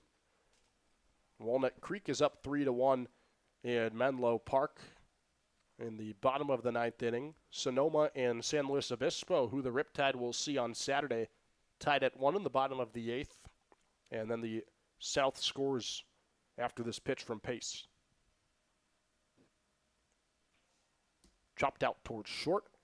One bouncer for Nunez. Throw to first is in time for out number 1. So there's the first out here in the top of the sixth inning, but the CCL South scores. Final in Santa Barbara. A rough one for the Philippines. 18-0 win for the Foresters, who stay atop the CCL South. Of course, the Riptide behind them by 1 game. The Academy Barons, who the Riptide beat last night, up 9-3 at home against Conejo. And then, of course, we're all tied up at 1 here in Irvine. As Carson Panarisi comes up to bat. He takes a fastball that misses outside. That's obviously a very tough break for the Philippines. And mentioned that they had a bout with the Saints yesterday. It was a total of 8 ties and lead changes between them. They almost came back in that game. They were down 4. It was a 13-9 game. They put up a 3 spot, and they actually made the last out on the base paths in a game in which they had a couple runners on and had an RBI knock, but were thrown out over at third to end what could have been a potential thriller. Forgive me as well. Panarisi was the first batter. He was the one who grounded out. This is Jacob Freer. It's 2, 3, and 4 for the Saints. So Panarisi is out. Freer is up to bat, and then Rios next. But, of course, Freer, the beer batter of the night. Still no discount for the fans as Pace pitches inside. It's 2-1. Freer, of course, was responsible for bringing in that lone Arroyo Seco run in the top of the fourth inning after Carson Panarisi doubled. An RBI triple from Freer looked like it had the potential to get out of here for a second, but it just dropped at the fence in right field. As he chops the 2-1 out to Nunez. Second straight play for Nunez over there at shortstop, and he makes it once again for out number 2. It's been a really nice inning from Pace. We talked about it, of course, with Dylan Orr in that last top half inning where he was sort of working on that sweeper, and he's also been able to pair it really well with his fastball, of course, and that's why he's been able to get their hitters on top of the ball in this inning. So here's Isaiah Rios, who's 0 for 2 in the game with a pair of strikeouts.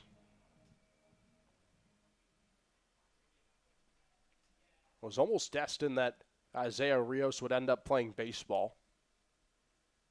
His brother Frankie played at USC as he hits the ball out towards center field. As 2 other family members that played baseball as well, but it's not his night on the diamond as he's 0 for 3 with that flyout. When you stay tied up at 1 as we head to the bottom of the sixth.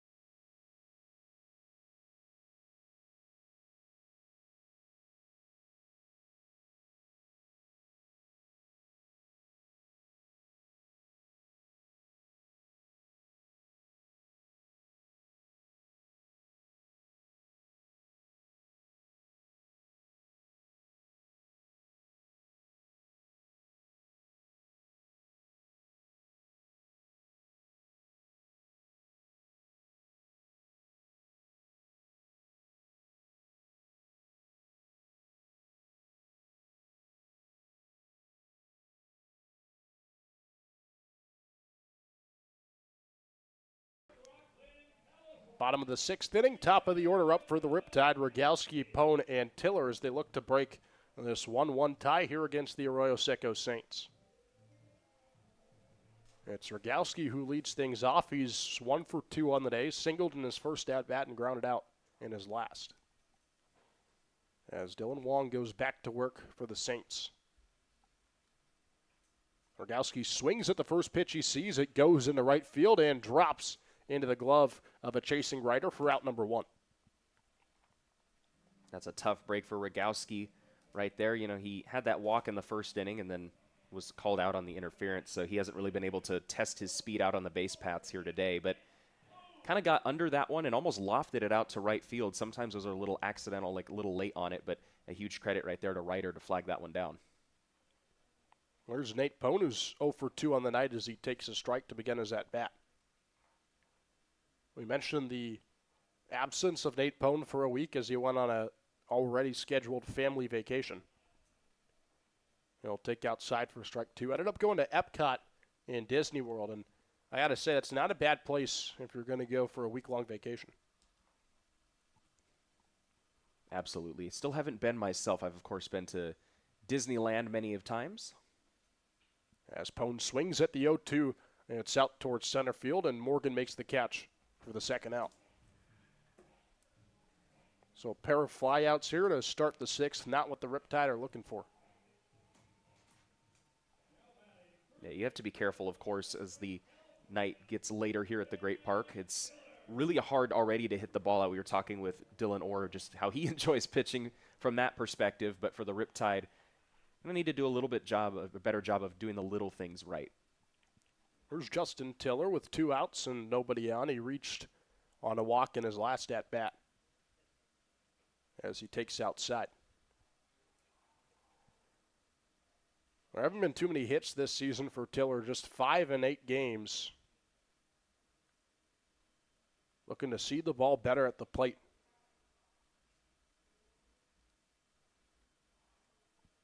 As Nick Nishiwa will step out to the mound and have a quick word with his pitcher, Wong.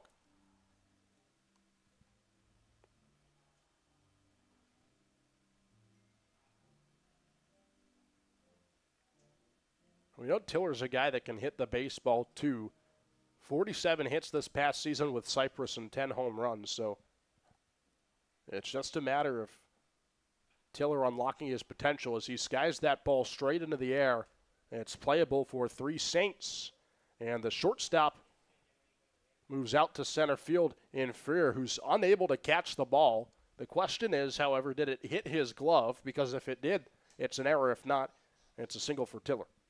Yeah, we'll have to see what that is for a second. But for Donnie Morian right there in center field, he's got to do a better job. Of course, he was breaking in super late, so it was going to be a tough play for him regardless. But he has to call that one off because Immel is right there trying to make a basket catch a little bit over the shoulder, which is incredibly hard to do, especially in the nighttime. And when it's hit that weakly, of course, it usually right of way is given towards the outfielder. So just miscommunication right there. See if the Riptide can take advantage. I end up ruling it an error on the center fielder Morgan as this ball's hit out towards short. Throw to first is in time for out number 3.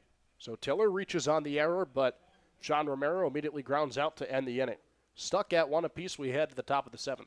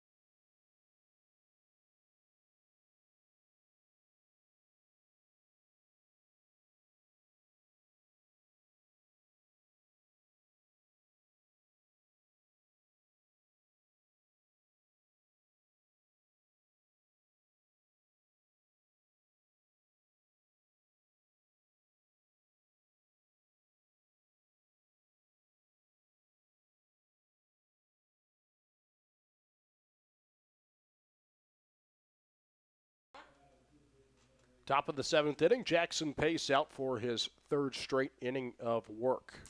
Well, here on World Cup night, they did a guess the player on the scoreboard in between innings, and Colin, neither you or I could read anything on there. I just immediately guessed that it's Christian Pulisic because, of course, we're all Team USA fans, and lo and behold. That was an incredible guess. I actually remember you literally said it, and I kind of turned away wondering if that was actually going to be true or not. And sometimes it's better to be lucky than good. As it's Zach Lead at the plate, who takes a first pitch outside from Pace. Team USA, of course, will be back in action on Friday when they take on Australia. It should be a good game, 12 p.m. Pacific. As this ball's fouled back by Leet, who's 0 for 1 on the day with a walk. One thing, though, obviously the offense is not something that Coach Evans is going to be incredibly pleased with, but he will be pleased with his rotation thus far. You see, for Jackson Pace, if he's able to work through this inning, it would be his longest outing of the season. You know, last time against the Foresters on the 11th last week, he came in a jam in the 5th and got out of it and then went 7 up and 7 down with 2 Ks to pair with that. So continuing another good trend. Well, Pace threw 2 1/3 innings in that outing against Santa Barbara. He would match that with an out here against Leet, who's a relatively new addition for the Saints. He's in just his 2nd summer game all season. Out of San Clemente, California. 2-1. It clips the front hip of Leet, who will take first base. Looked like that baseball just got away from Jackson Pace. Yeah, lost the timing of that one. It popped out of his hand a little bit. And when I was talking with Pace a little bit before the game, he was asking him like what it's like to kind of pitch in a park that is very pitcher friendly. And he was saying it helps him a lot too. And Dylan Orr kind of emphasized this as well. You know that you can challenge batters in this ballpark and still not have to run the risk of giving up a homer. You have to really barrel one in order for it to get out right here. So it's a thing that he's done a good job of. Just lost the command right here. But even with a base runner on, we'll see if he just continues to challenge these hitters. Here's Evan Ryder at the plate, who takes a strike right down the middle. Ryder 0 for 2 on the day with a pair of strikeouts, both looking. So the question is whether or not we'll see him swing the bat here against Jackson Pace with no outs and lead over at first. 0-1 the count. Make it 0-2 after an outside strike.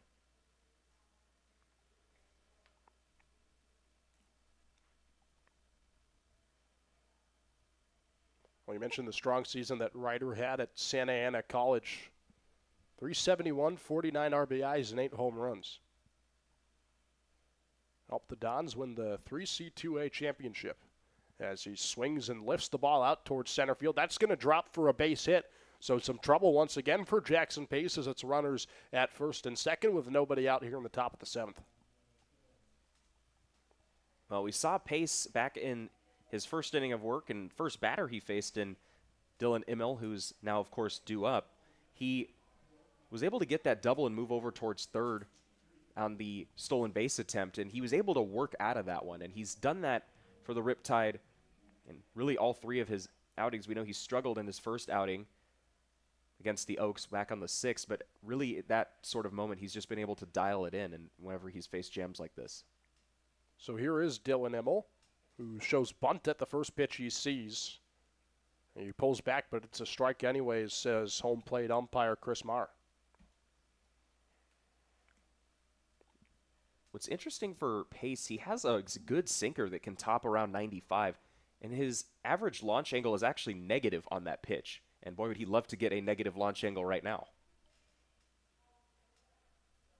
See if he can get an infield pop-up here, which would help the Riptide with nobody out. Instead, Immel fouls one back out to left field. It takes a bounce up there on the roofing and becomes a candy ball for a fan. That was going to make the trip for the kids running after that ball a little bit easier. That one was destined for the soccer fields behind us, but did clip the edge of the roof. Well, speaking of soccer fields and World Cup night, Great Park, an important place for Team USA. The reason why, it's their practice facility out here. Of course, 2 of the 3 games that Team USA plays are up in Los Angeles at SoFi Stadium, which has been rebranded for World Cup purposes to Los Angeles Stadium. The famous orange balloon here at Great Park, now with the USA logo. As Pace fires the 0-2, it's swung on and fouled back once again from Immel, who's seeing the ball well. He is seeing the ball incredibly well, and you've seen him go with the heater right there, that sinker, but see if he tries to mix in that sweeper as well. We know he has that changeup as well that hangs around the mid-80s, and that's a great mix-in pitch. Well, if you're going high and away, you could try to drop it down low, but interested to see if he tries to throw that sweeper. It got him really out of that jam in the 5th.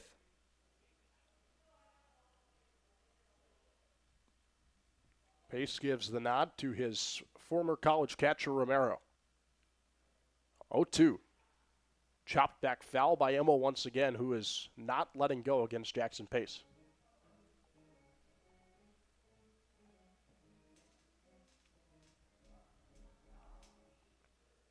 So Pace is still looking for that put-away pitch. He went with a fastball there, but you mentioned the sweeper. We'll see when he wants to turn to it. It's lead over at second and Ryder at first. As Pace looks towards second and fires. There is the sweeper as Jackson Pace falls down on the mound, and that pitch goes way outside. Yeah, I mentioned with Dylan Orr when he was up here in the 5th, sort of the mound didn't have the best footing when he had first gone out there last night, but perhaps that played a little bit of a way. Obviously, a lot more wear and tear on it. So Pace will have to step back on the rubber and try to readjust.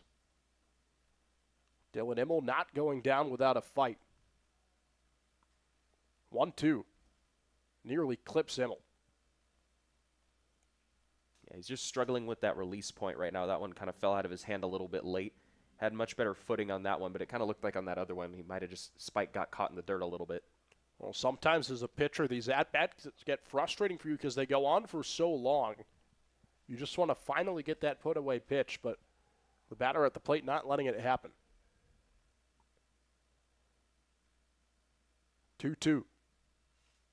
Chopped back foul once again, and boy, it feels like this at-bat is never going to end. And for Jackson Pace, is, like you said, has to just be getting frustrated. Not too sure where he's going to try to go for on here. We said challenging hitters is a common theme in this park with it being very pitcher friendly, but the runner in scoring position, you have to be very conservative. Dylan Immel doing everything he can here against Jackson Pace. 2-2. Chopped back foul. Almost just feels like Oprah at this point. You get a foul ball, and you get a foul ball. It's just going to keep going until Immel says otherwise.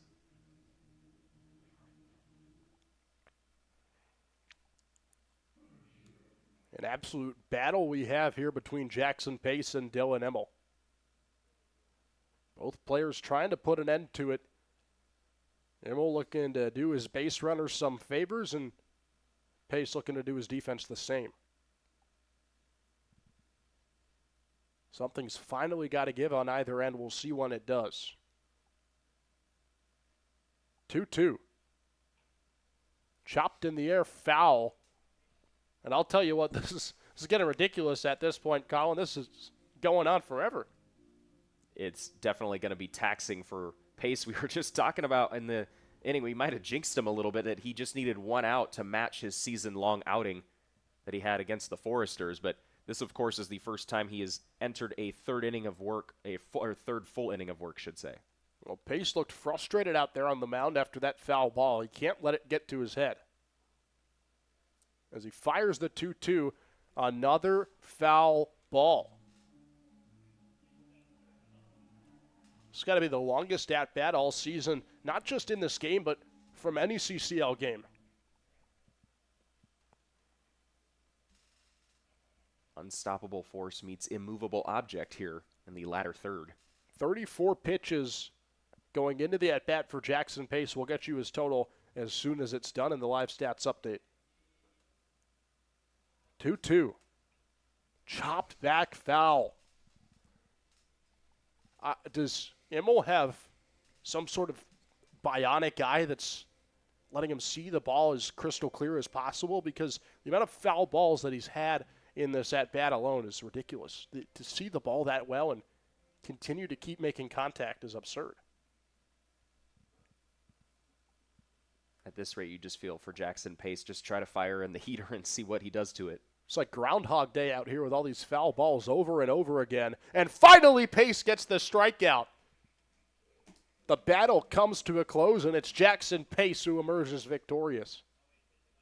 Now, if you're thinking about it that way, it was a great reference with Groundhog. Just felt like we were seeing the same thing over and over again, and that might unfortunately be the end right there, unless it could just be a mound visit from Coach Evans to kind of calm him down. But now Jackson Pace, if he's able to stay in this game, will look to set the pace.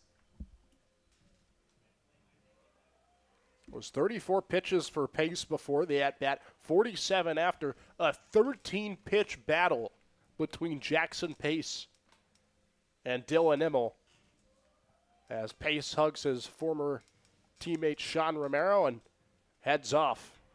Jackson Pace has won the battle. He'll match his season high of 2.1 innings pitched, and the Riptide have a new reliever in. We'll get you him in just a second as we take a break on the Riptide TV network. 1-1 the score here with runners in first and second.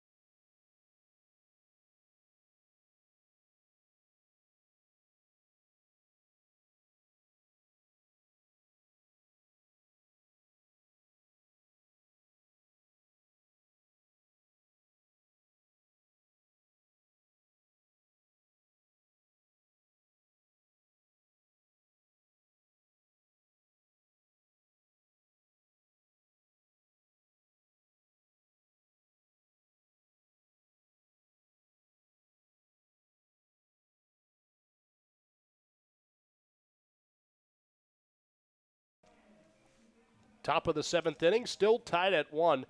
A 13-pitch at-bat between Jackson Pace and Dylan Immel finally came to an end with a strikeout on a pitch right down the middle.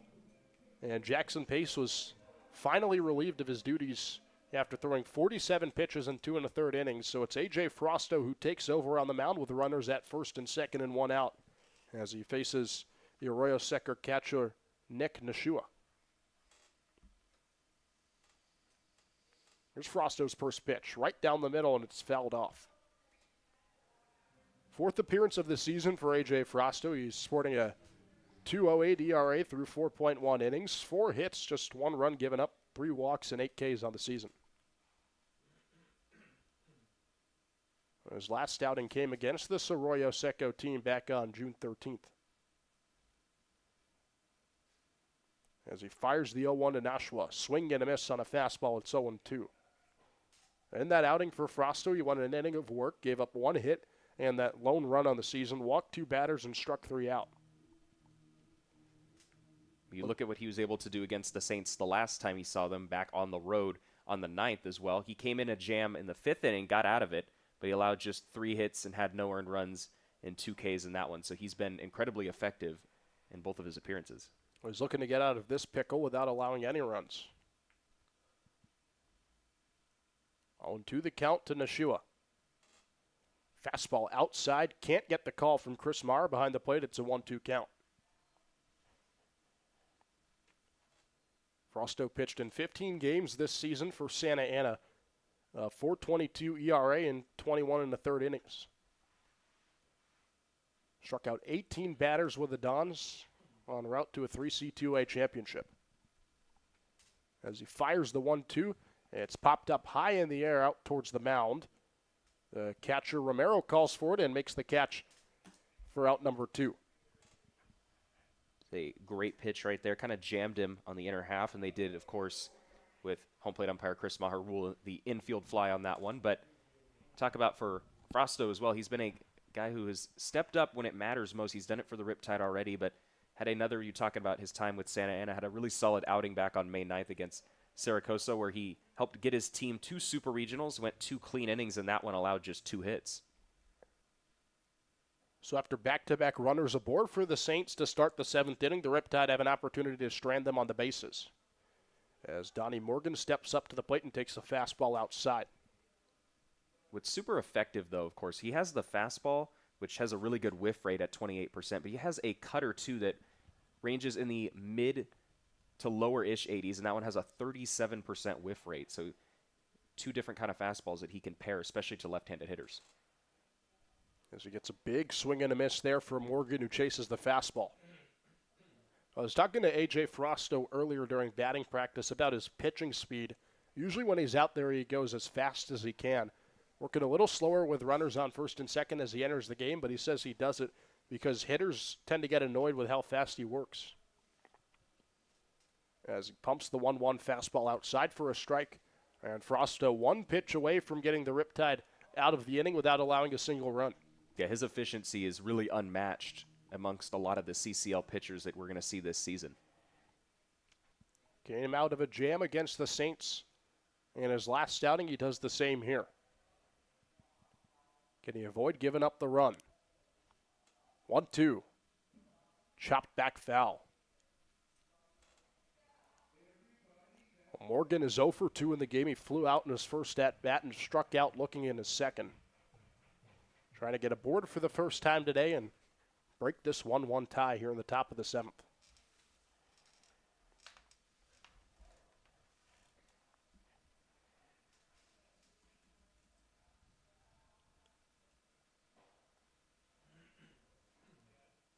One, two.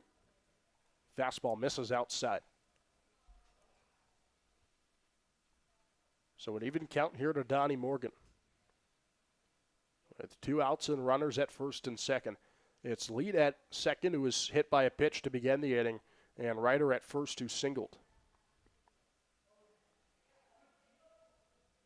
2-2. Check swing from Morgan. The pitch misses low, and the count moves full as Morgan's able to hold off on the check swing. Morgan is an effective two-way guy, of course, a solid pitcher for them at Lane Community College, but especially at the dish, too. He, of course, had 25 steals anytime he got on the bases, but he also led the team in walks, and we're seeing him work another good count right here. So this is a guy who likes to move very fast on the mound and a guy who likes to take his time at the plate. We'll see which one gives in. A dramatic situation, full count and 2 outs, as Morgan fouls it back and stays alive. Well, I don't know if we're going to reach the 13 pitch mark, and I know the Riptide are hoping that is not the case, but he is putting up a really good AB. That's really been the difference in terms of who's hit successfully today and who hasn't, is whether or not the batter's been patient at the plate. 3-2. Check swing, pitches outside for ball 4. It's a full count walk with 2 outs to Donnie Morgan, and the bases are loaded for a dangerous hitter in Braden Flores.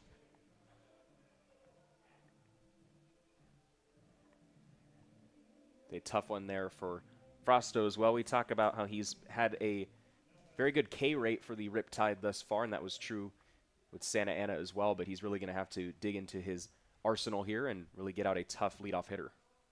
So the switch hitter Flores is 0 for 3 on the day, but he can change this game with one swing as he takes a fastball outside for strike one. 11 RBIs on the season through 8 games for Braden Flores. He had 25 in 48 games this past season with Phoenix College. 0-1. Fastball misses inside.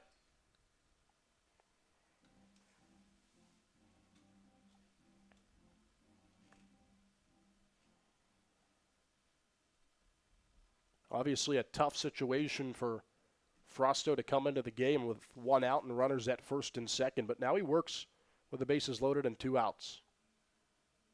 1-1. Flores hits it out to left field. That's going to drop for a base hit.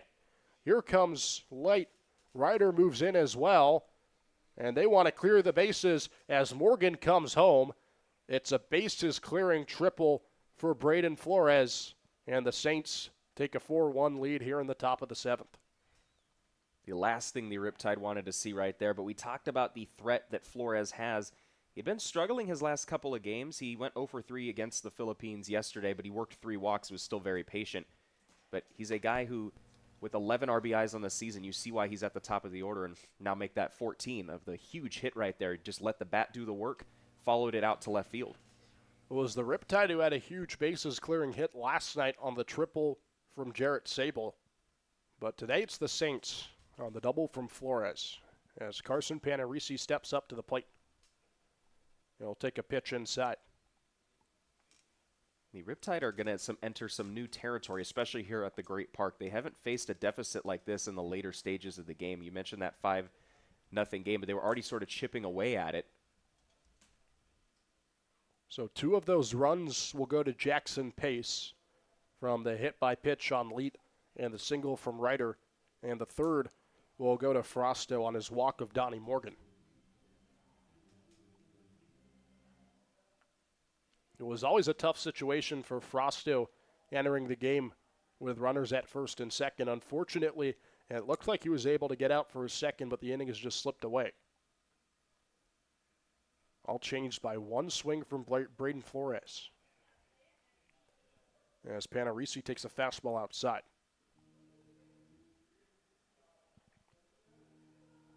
So if you're Frosto, you're, again, 1 pitch away from getting out of the inning. Have to dig in here and allow just those 3 runs, see if you can set the Riptide up. 1-2. Hit right out towards the glove of Frosto. It gets through for a base hit. That's going to bring in Flores, and the Saints extend their lead here in the 7th on an errant throw out towards home. It's 6-1 Arroyo Seco. Just like that, another insurance run for them, and the latter third of this one is a tough break right there, but great job from Panarisi, who had a great timing on that one and just lined it right back up the middle. Or 5-1, excuse me. There was 4 runs that came in on the inning. Of course, the bases clearing double from Flores, and now Flores who comes in himself. So 4 runs in the inning, 6 hits now in the game for the Saints. As Jacob Freer steps up to the plate. He'll take a fastball outside for a strike. And prior to those 2 big hits for the Saints, they were 1 for 8 when they had runners in scoring position. Now make that 3 for 10. It was Freer who got the day going for the Saints on an RBI triple back in the 4th inning. As he checks his swing on a pitch that misses low from Frosto. So 1-1 the count here to Jacob Freer.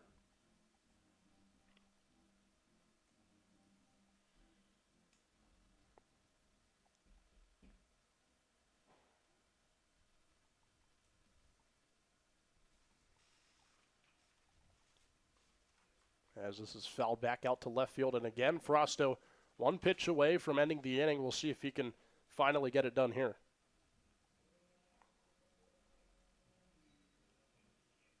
It was really looking good for the Riptide. Thought for a second that they could get out of the inning without allowing a run, but Braden Flores decided to make sure that wasn't going to happen, and Carson Panarisi tacks on 1 more.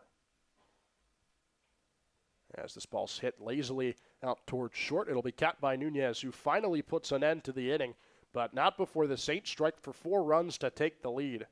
5-1 the score as we stretch here at Great Park.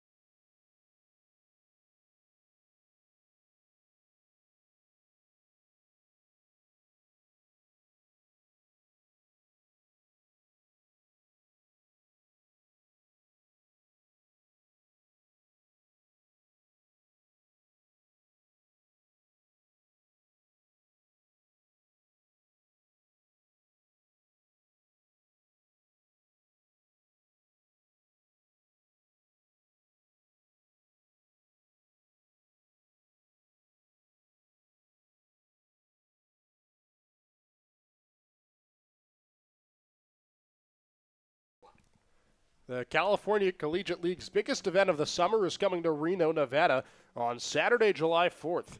The 2026 CCL All-Star Game will bring together the league's top players and future professional prospects at Greater Nevada Field, home of the Reno Aces. Following the game, fans will enjoy a fireworks spectacular show as part of the America 250 celebration. To purchase tickets and learn more, visit calsummerball.com. Here in the bottom of the 7th inning, Riptide down 5-1 to the Saints after a 4-run inning, thanks in part to a bases-clearing double from Braden Flores. Yeah, we talked about the Riptides. They were down 5-2 as much as the 7th inning against the Waves. So they have not been down by more than 3 at this stage of the game at the Great Park here this season. So they are really going to have to try to embody that rally tide. It's Zach Woodson at the plate, who strikes out in 3 pitches. No rally there from the Riptide.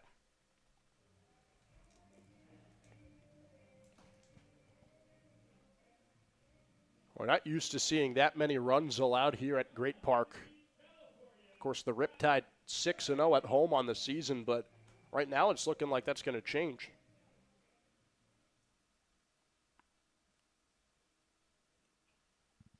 As Travis Curry fouls back the first pitch he sees from Dalen Hong, who's still in the game for the Saints.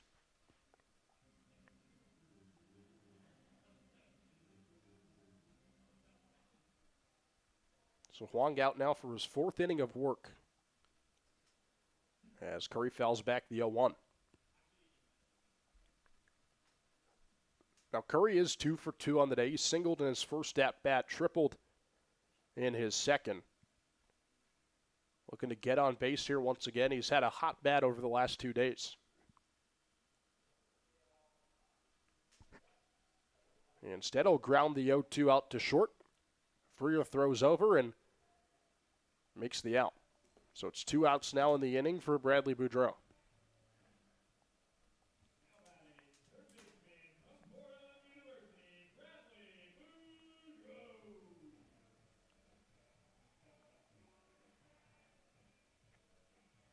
So the Riptide, who gave up 4 runs in the top of the inning, come back and get 2 quick outs. Certainly not what they were looking to produce here in the bottom of the 7th. As Boudreau shows bunt on the first pitch he sees and fouls it back out towards the Riptide dugout. Boudreau 1 for 2 on the day with a single. It was that RBI single back in the bottom of the 5th that brought in Travis Curry to tie the game at 1. Looked like it was going to be another one of those come-from-behind wins for the Riptide, but this game slipped away in the top of the 7th inning, and the Riptide find themselves down in a 4-run hole. And a huge credit to Huang as well. You know, last time out in the 12th against the Barons, he had a very clean 3 innings, just the 2 hits and 1 walk, and was scoreless effort from there, and they much better than his first outing that he had against the Bombers. As this ball skied out towards center field, Morgan has to chase over to his left, and instead it's the left fielder Panarisi who calls him off and makes the catch for a 1-2-3 out 7th inning. Riptide bats go down quietly. Saints looks to extend their 5-1 lead as we head to the top of the 8th.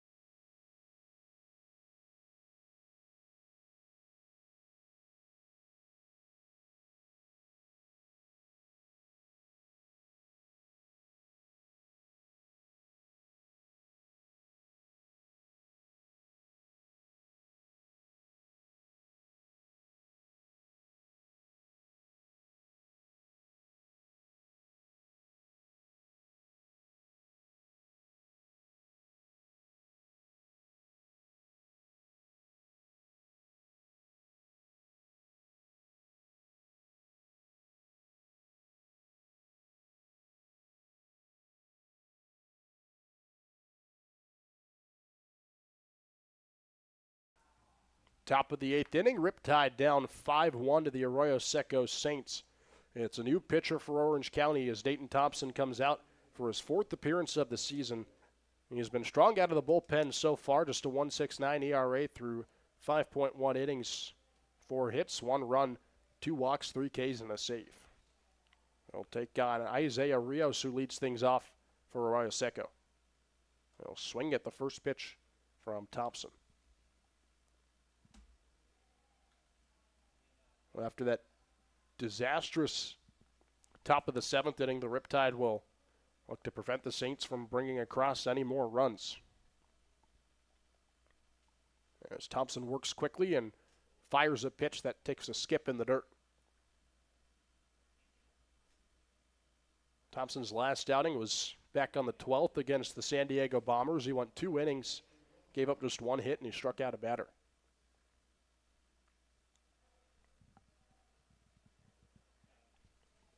As he fires the 1-1. It's swung on and hit out towards foul territory in left field. None of the Riptide able to get to it as it drops in foul territory. And Rios will do it again. Yeah, not the game that the Riptide were hoping for. They still have a little bit of time to try to work their way back into it, but their first home game here last year on June 14th, it was actually a 9-4 victory after they suffered a tough 11-4 loss on the road the day prior. That game, they actually had just 7 hits across their 9 runs. What they did is that they had 9 total walks.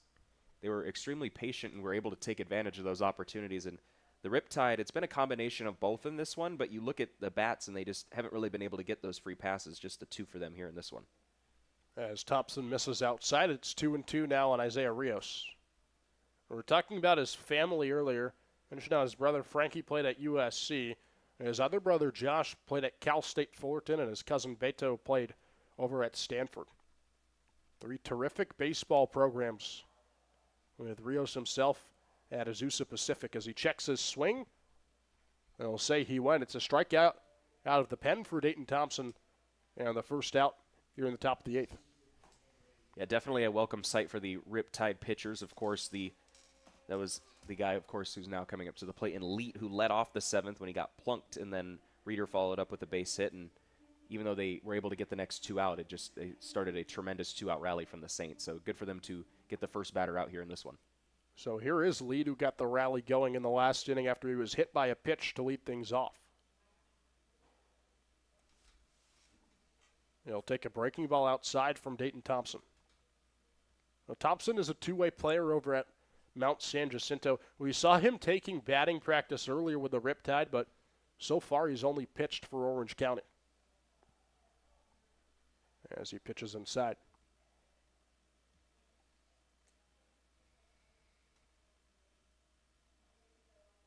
A lead at the plate, as we said, was hit by a pitch. Technically, he's 0 for 1 on the day with a fly out, but he's reached twice that hit by pitch and a walk back in the fourth. As he looks to reach base again with a 3-0 count. Lead from San Clemente is an Angels fan, but oddly enough, his favorite player growing up was not an Angel, but a former Dodger in Adrian Gonzalez. As he awaits the 3-0. It nearly clips Leet. He is able to move away from the baseball in time. As he takes first base, 3 straight trips to the base paths now for Zach Leet.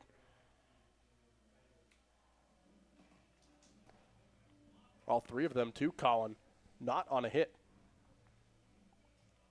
Yeah, they're doing what the Riptide have done at home this season and continue to work the count. And that one was an easy take for him right there. You saw the frustration from Thompson on that last one. He kind of lost his footing a little bit. We've seen that happen a couple times now for these Riptide arms.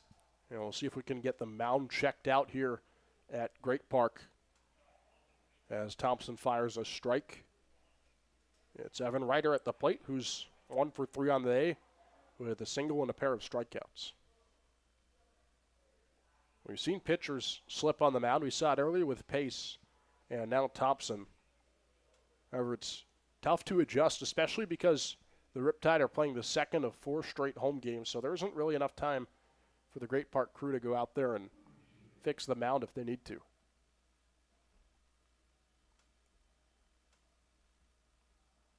Well, Thompson, who threw a 4-pitch walk to Leet, is now up ahead 0-2 in the count to Ryder. We'll see if he can get him out here. The nod and the pitch. Swing and a miss. How about 2 strikeouts out of the bullpen for Dayton Thompson here in the top of the 8th? Yeah, for Thompson, he's just going to want to find a consistent rhythm. Of course, he's had the pair of strikeouts already. Obviously, it was the 4-pitch walk to Leet. So he's hoping that the 4th batter he faces doesn't go like the second one to Immel. But for him, he's just going to need to try to challenge him with that fastball. Well, here's Dylan Immel, who was all bark, no bite in his last at-bat against Jackson Pace.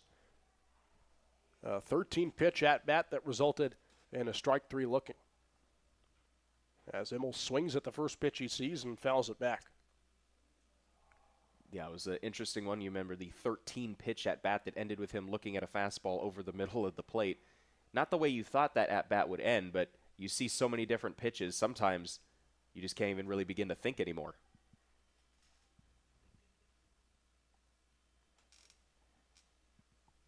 With 2 outs here, Thompson looking to strand Lead at first, who reached on the walk.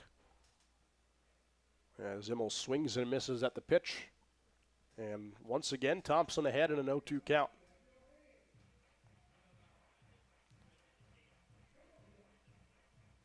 So it was the 4-pitch walk from Dayton Thompson, but since then, 5 straight strikes.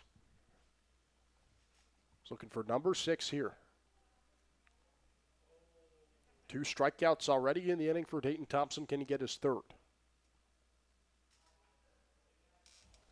No, he cannot, as the ball is hit into shallow left field, but Reed Montgomery is right there for out number 3. 6 outs remaining for the Riptide. 6 more chances to even this up at 5. We head to the bottom of the 8th.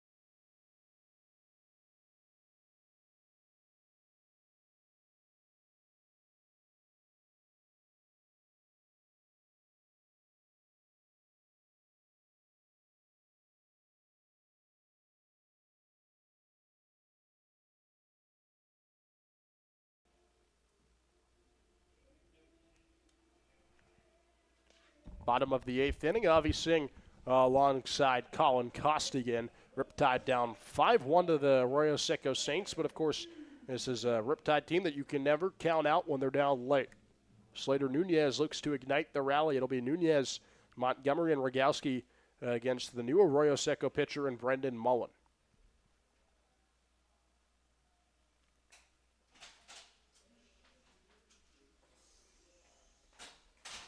First pitch from Mullen out of the pen. Fastball outside.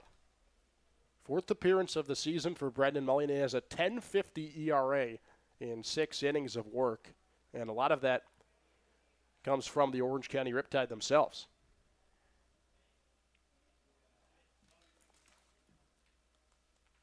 As Mullen fires the 1-0, it misses outside once again. So 2 appearances against the Riptide for Brendan Mullen. His first was last Tuesday. He was responsible for the loss when the Riptide came back on that Cooper Clauser RBI single in the top of the 8th inning.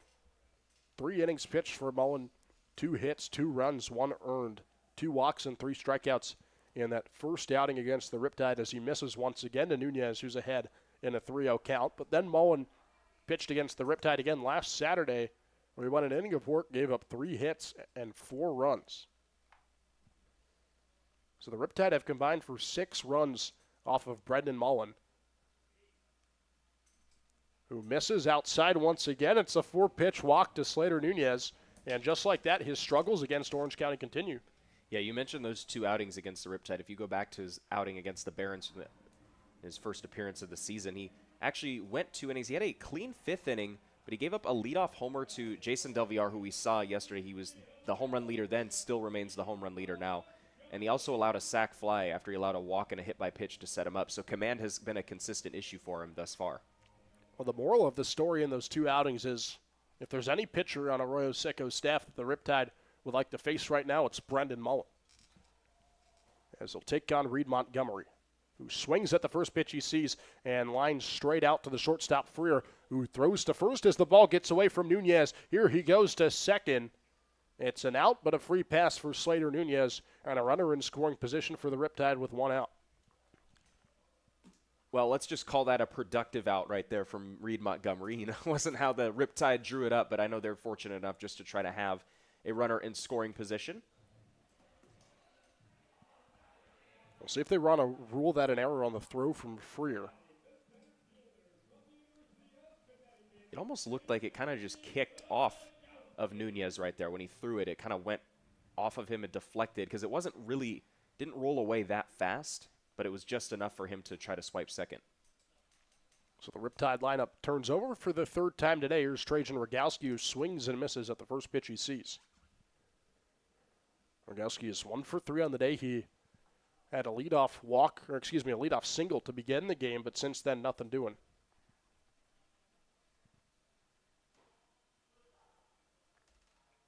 0-1. Rogowski smacks it out to right field. It goes foul. So Mullen, who allowed the 4-pitch walk to Slater Nunez, up ahead 0-2 in the count against Rogowski.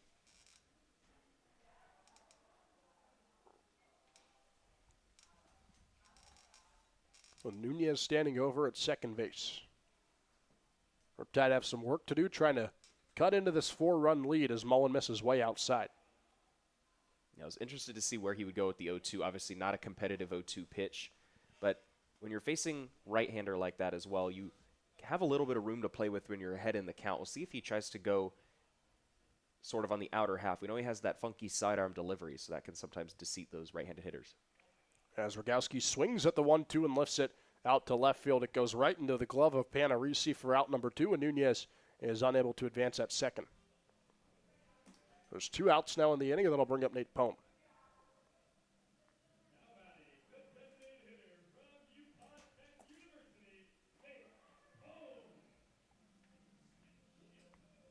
Pone is 0 for 3 in the game. He struck out in his first at-bat and has a pair of flyouts. An opportunity to change things here with Nunez over at second.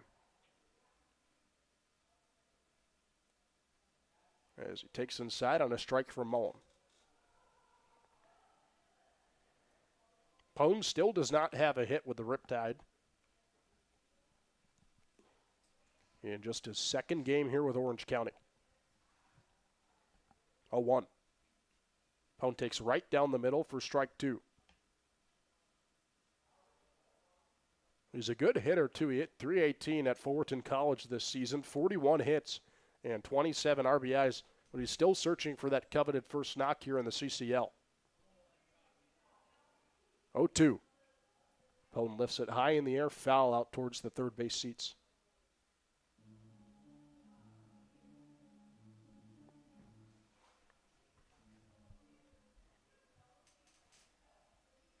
Mullen, who struggled against the Riptide in his first 2 outings against them, looking rather sharp here in the top of the 8th. 0-2. Pone lifts it out over the head of the second baseman, Immel, for a base hit. Here comes Nunez. He'll bring in a run, and it's down to a 3-run ball game, 5-2 the score with 2 outs. Here in the bottom of the 7th as Nate Pone gets his first hit with the Riptide on an RBI single. Great 2-for-1 special right there from Pone. First hit and first RBI with the Riptide this season, and did another good job of sort of what the Saints were doing, of just kind of letting the bat do the work. He didn't really try to hit it that hard. He just let the barrel do the work right there, timed it up nicely, and just sent it out in toward right center field. Signs of life for the Riptide here in the bottom of the 8th, and a guy that's due for a big hit in Justin Tiller. 0-for-2 on the day. He walked and reached on an error as he swings at the first pitch he sees and fouls it back into left field. 6 RBIs on the season so far for Justin Tiller.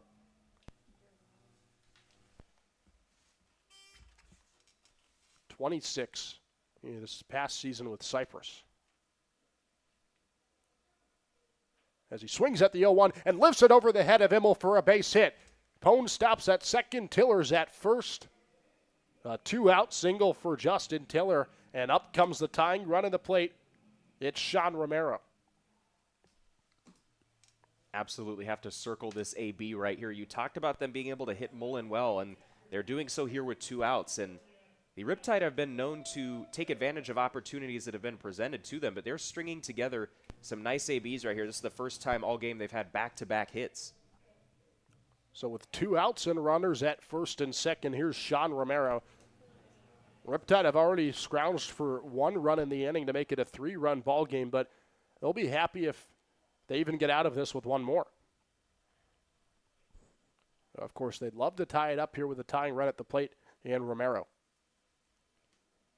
As Mullen misses outside on a fastball.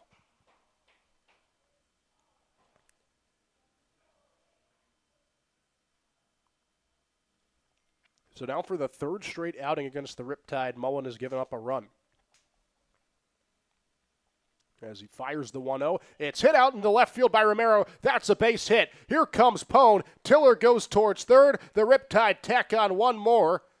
As Tiller's safe at third. Romero, a standing RBI double. And this game isn't over yet. It's 5-3.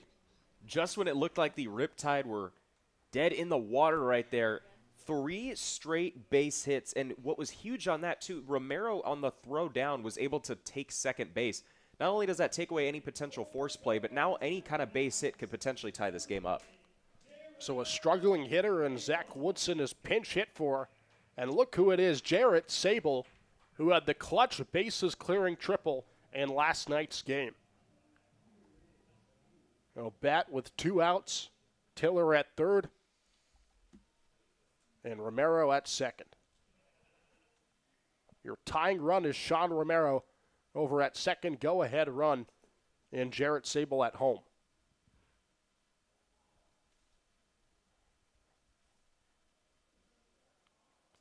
Mullen fires outside. And with just the blink of an eye, the Riptide somehow have the go-ahead run at the plate.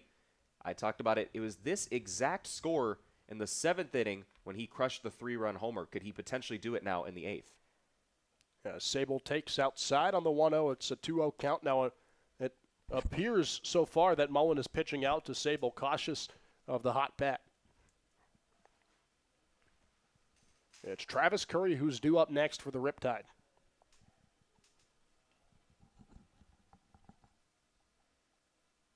Well, Mullen was looking solid out of the bullpen, but this inning has escaped him. 3 straight hits. 2-0. Sable takes outside once again. A 3-0 count to Sable. You'd imagine he lays off here and sets up a bases-loaded opportunity for Curry.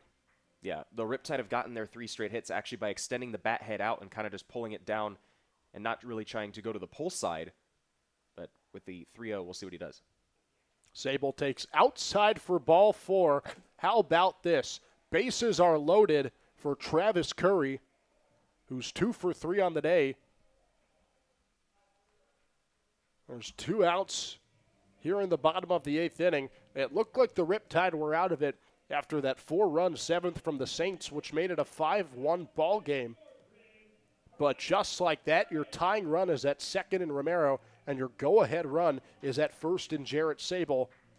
And Travis Curry has an opportunity to bring both of them in. You just absolutely can never count out the rally tide right there, Avi. And they finally found their stride a little bit in the 8th. Still have one more big hit looming to potentially make another come-from-behind effort. All the pressure now on Travis Curry. First pitch. Swing and a miss. Curry wanted his hit there, just couldn't reach the baseball. You've mentioned it, Colin. 5 come-from-behind victories so far for the Riptide. Going to get number 6 here. Mullen able to fire a beauty of a strike on the outside corner. That's what he was doing early on in the beginning of this bottom half of the 8th. He was really using that right side of the plate against those right-handers and did it really nice right there. He should more than likely go back there in that region again. So it's an 0-2 count for Travis Curry. He'll take a pitch that misses way outside. Tiller at third, Romero at second, Sable the go-ahead run at first. Travis Curry at the plate with a 1-2 count and 2 outs. The pitch. Curry lifts it high in the air over the Saints dugout at first and foul. Good job just to get a piece of that one right there. His timing was a little bit off and his balance was too. You saw him kind of swing the bat head out right there. But in this moment, the Riptide just need to keep making this at bat prolong. All the pressure building up here on Travis Curry. 1-2. Curry lifts it out high in the air out to center field. Fly ball for Morgan, who makes the catch for out number 3. So the bases are stranded, but the Riptide are able to bring in 2 runs. This game isn't over just yet. 5-3 as we head to the top of the 9th.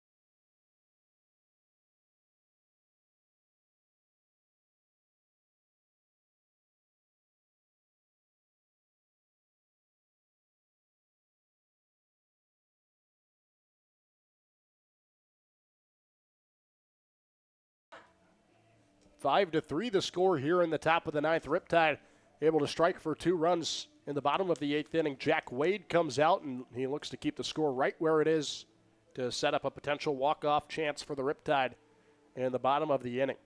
They'll take on Nick Nashua, Donnie Morgan, and Braden Flores. First pitch from Wade. Nashua shows bunt and pulls back. Jack Wade, a fresh face in the transfer portal. He was at the University of Washington for the last 3 seasons, but he decides to leave Seattle. Or rather, he was at Saddleback College for his first 2 Washington this past season. So after 1 season in Seattle, he decides to call it quits. As he pitches inside, it's 2-0. It was a solid season for Wade in Seattle, a 6 ERA in 21 innings. It's been an even better season so far for the Riptide, as he's able to get Nashua to foul the ball back. No runs given up, and 4 innings of work for Wade as he's out for his 4th appearance of the season. Yeah, you mentioned that the last time in his 3rd appearance when we saw him at Santa Barbara, absolutely dominated a top-tier offense with a 6-out save. Allowed just that 1 walk and fanned half of the batters. As he fires a strike inside, it's 2-2 on Nashua. Nashua's 0 for 3 in the game. A pair of strikeouts and a pop-out.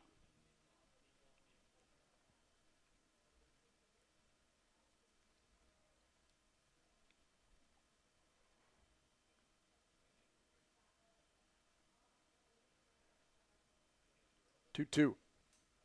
Fastball misses inside.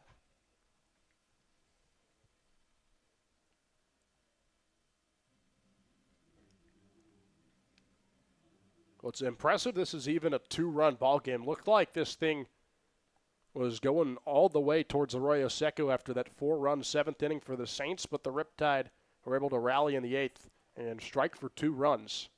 As Nashua hits a high pop-up out towards shallow right field. It's a missed ball from the second baseman, Curry, who came in to make the catch. And that is not the kind of miss that the Riptide would like to have here in the top of the 9th. Yeah, we saw it earlier for the Saints, actually, between Morgan and Immel and second and center field. They just didn't communicate on that one. And that one, there was a trio of Riptide outfielders, but Travis Curry had the best beat on that one and kind of fighting an odd angle at that one, but not sure if that one hit, and they, in fact, did rule it an error because it did look like it clipped the glove. An unfortunate mistake from Travis Curry as he tacks on the error. So the Nashua at first. Here's Donnie Morgan, who made the catch to end the last inning. Morgan is switch hitter. We've seen him bat from the left side all game, but against the lefty Wade, he'll bat from the right side. As he takes a pitch down low.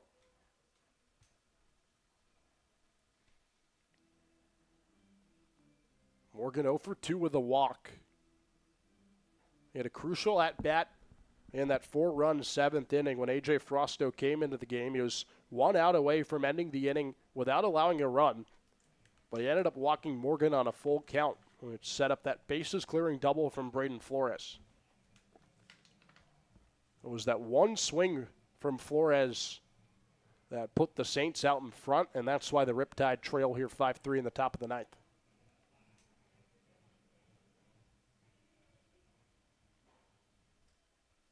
Trying to come back against an Arroyo Seco team that the Riptide are 2-0 against this season.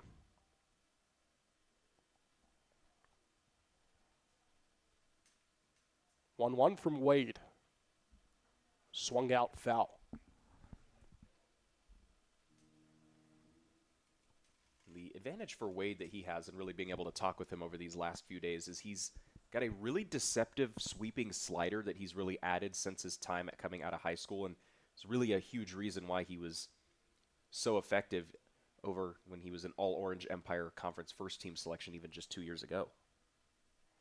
Was back at Saddleback Community College where he pitched his first 2 seasons as he fires low. So it's those 2 seasons at Saddleback, the All-Orange Empire Conference first-team nod in his freshman year, and then a stellar second season. They were good enough to get him to Washington where he pitched last year and now fresh in the portal. Looking to impress the scouts here with the Riptide. 2-2. Pitch up high. So a dangerous situation there. Full count to Donnie Morgan. He walked on the last full count he had against Frosto to keep that 7th inning alive. If he draws a walk here, it'll be trouble for the Riptide with runners at first and second and nobody out. 3-2 on the way. It misses low and outside. Back-to-back full count walks for Donnie Morgan. And for Jack Wade, who's been nothing or pretty much everything for the Riptide, he's been absolutely perfect, really, over his 4 innings of work coming into this one. This is the first time he's going to have multiple runners on base that he inherited, that he did himself, of course, in the first outing on opening day. He came in with the bases loaded and no outs and got a pop out and back-to-back Ks to get out of that one.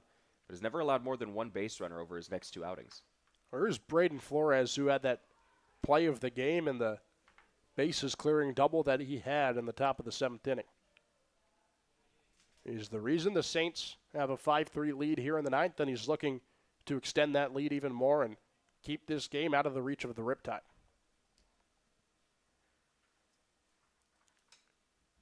Oh, 1. Pitch outside. It gets away from Romero. As Nishiwa goes running to third base, it's runners on the corners and nobody out. And an insurance run now 90 feet away for Arroyo Seco.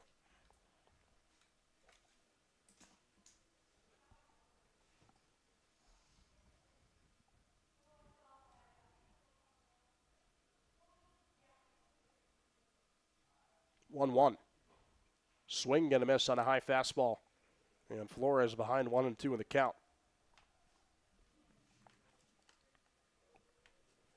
Well, if there's any threat you want to eliminate at the plate, it's this guy right here in Braden Flores. And Wade has an opportunity to do so with a 1-2 count. Looks towards first and fires. Flores, a high pop-up out foul near the Saints dugout. It'll bounce in there. Unfortunate break for Wade right there. Thought he could potentially get his first out of this inning, and that one just got enough of it from Flores right there to send it just over his own dugout.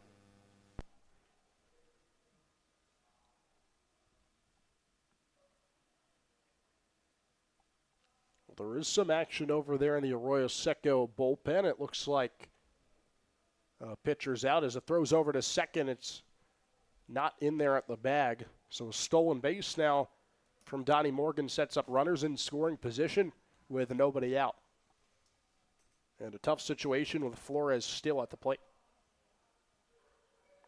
Yeah, and they're, of course, going to bring the infield in now. Can't allow any sort of insurance run. Saw the Riptide rally, but don't want to kill any momentum.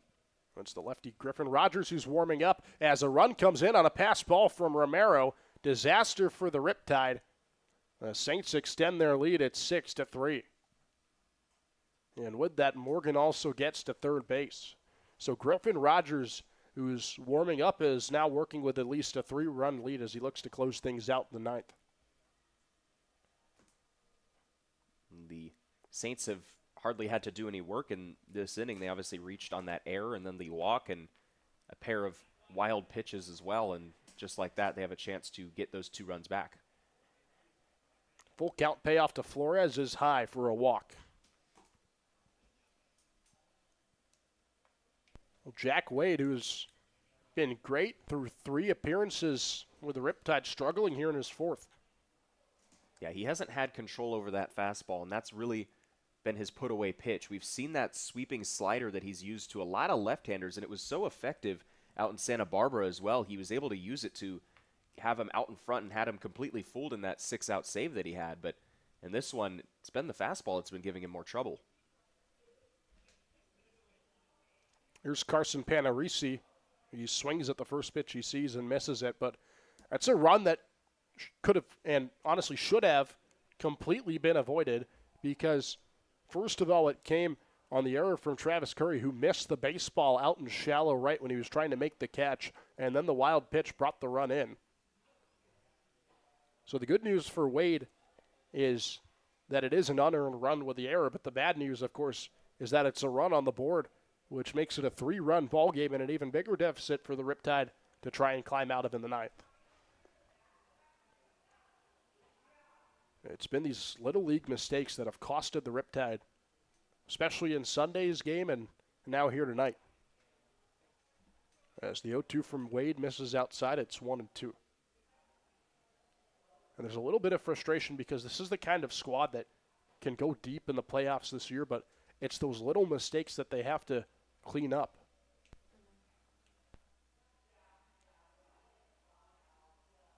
As Wade fires the 1-2, and it's popped up in the air back our way.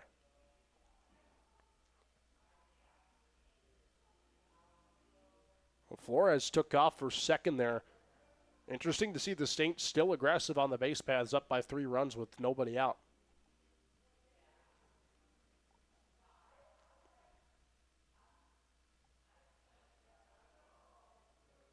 As we have a quick delay, Chris Maher has to brush up home plate. And as simple as it sounds, obviously, when you have fielding issues for the Riptide in their 2 losses, they've had a pair of errors. 1-2 to Panarisi, chop back foul.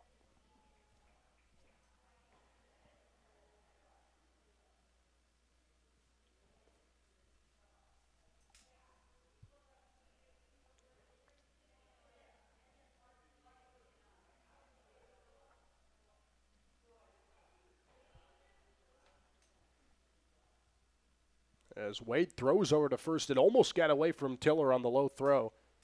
Thankfully, he's able to scoop it up in the dirt. Had that ball gotten away, Morgan probably would have come in from third. As Panarisi hits the 1-2 out past Curry, who was misplaying the baseball. That's going to bring in Morgan on an infield single. And the Saints extend their lead further. As now they're ruling it a foul ball. So they'll say it chopped off of home plate, which is interesting because at first it was being played as if it was a normal play, and then eventually the late foul ball call from Chris Maher. So thankfully for the Riptide, an avoidable mistake is indeed avoided.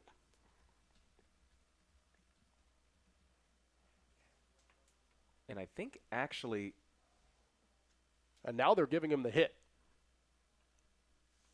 So which is it is the question. It looks like it's an infield single from Panarisi, and it is. Everybody was acting like he was going to go back to bat.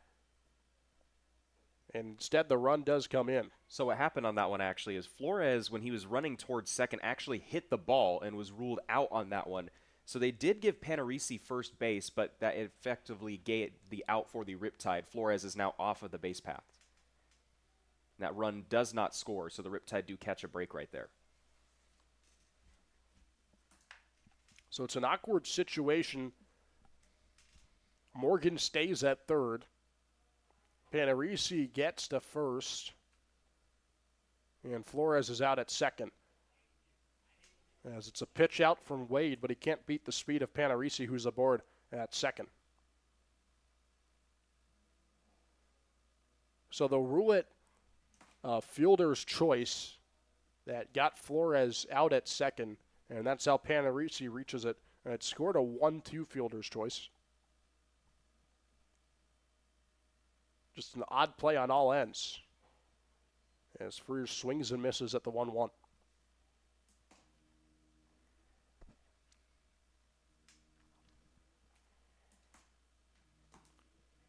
Just the 1 run so far in the inning. Riptide looking to avoid any more coming in with runners in scoring position and 1 out.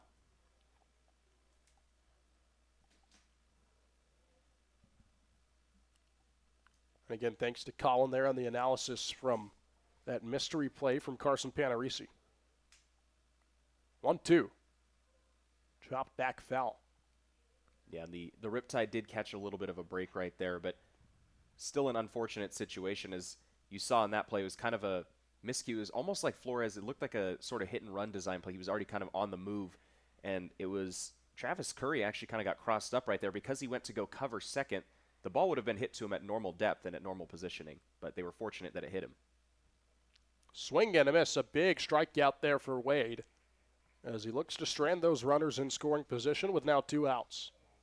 That's more of what you're used to seeing out of Wade right there, especially to those left-handers. He's able to utilize that outer half so much, and whether he tries to pound the fastball up and in or really use that sweeper slider that he moves over towards the far side of the plate to those left-handers, is able to do that right there. And a favorable advantage here for Wade with 2 outs as it's a lefty-lefty matchup against the DH Isaiah Rios. Well, the Saints have certainly made Wade work here in his lone inning as he's fired 30 pitches and he gives up a hit to Rios in center field. So the lefty-lefty matchup all for naught as both runs come in. And things are not looking good for the Riptide. It's 8-3 here in the top of the 9th. Yeah, and for Wade, you were hoping that he could get out of this still having a 0 ERA on the season. Of course, that first run was on the error, but that one right there, great job from Rios. We've seen them do it repeatedly. They did such a good job of it in that 7th inning, why they were able to tack on 4 runs because they were just able to follow the bat head out. Their gap-to-gap hitting has been nearly perfect in this game, especially in these key situations. So with 2 outs, here's Zach Leet. He swings the first pitch and fouls it back.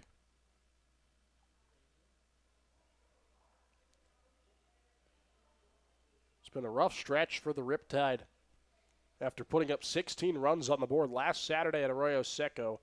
The loss on Sunday, the comeback win yesterday, but it's shaping up to have the Riptide at 1-2 in their last 3 games with the way this score is here in the 9th.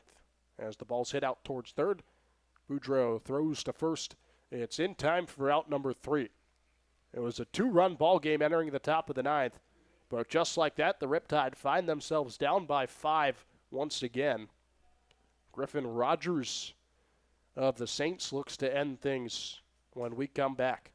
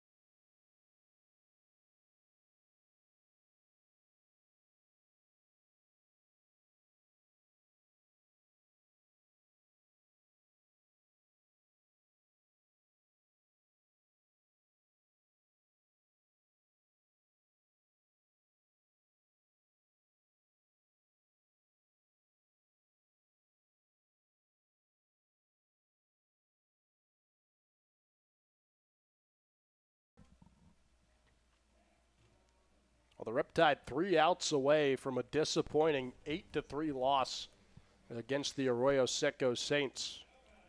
Griffin Rogers, the new pitcher for Arroyo Seco. He'll take on Bradley Boudreaux, Slater Nunez, and Reed Montgomery, who look to ignite some sort of rally here as the Riptide find themselves down by 5 once again. Rogers out of Occidental College. His first pitch. Taken for a strike outside. Third appearance for Rogers. He has a 17.18 ERA through 3 2/3 of an inning.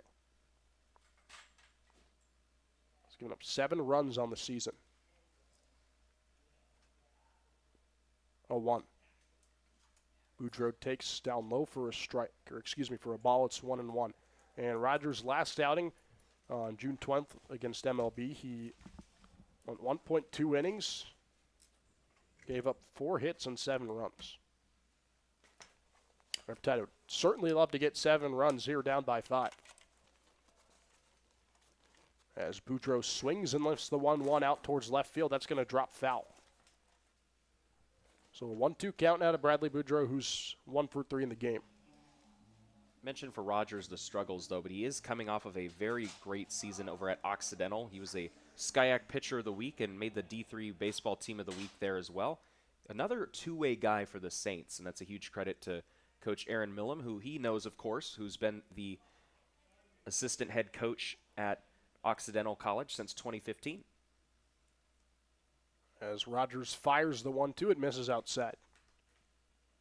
He had a much better season at Occidental than he's had so far with the Saints. 5.65 ERA in 28 2/3 innings of work. As he works with a 2-2 count on Boudreaux. Here's the pitch. It misses low and inside, so a full count.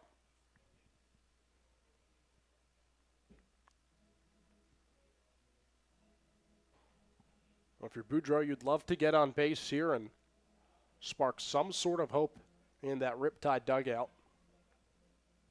There's plenty of options to do so here with a full count. Just has to avoid that dreaded strikeout. Here's the pitch. Boudreaux chops it foul along the first base line and stays alive. It's good for the Riptide to see out of Bradley Boudreaux, obviously back in the lineup tonight, and a nice base hit back in the 5th inning, and he's working the count right here.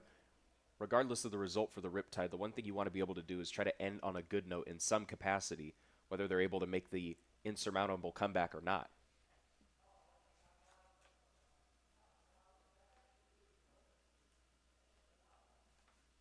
Three-two. Outside for ball 4, so Boudreaux draws a leadoff walk.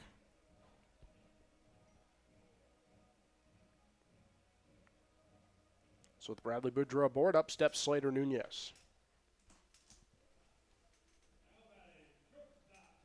Well, tomorrow it's what you can call an exhibition game for the Riptide against the Malibu Marlins. So win or loss, that game will not count. Of course, the Marlins are not in the CCL at all. As Nunez shows bunt on the first pitch and fouls it back. That situation, of course, with the Riptide wanting to try to get anything going right now, I feel like for Slater Nunez almost wanted to try to not just bunt as a sacrifice, but try to bunt his way on base in a situation where you can't give away any outs. Well, this game, of course, affects the standings, and the Riptide are looking to not get out of here with a loss. 0-1.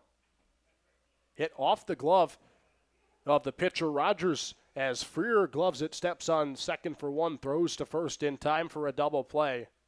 And just like that, the Riptide 1 out away from the first loss of the season here at Great Park.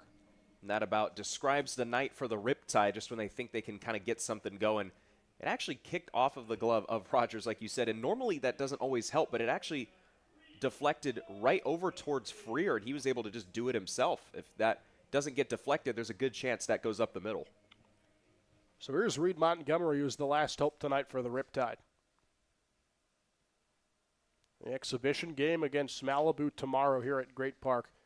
And then another game that counts for the standings against Conejo on Friday. As Montgomery whiffs at the first pitch he sees.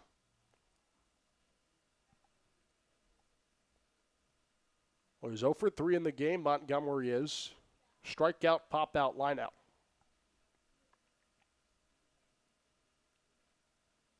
Oh, 1.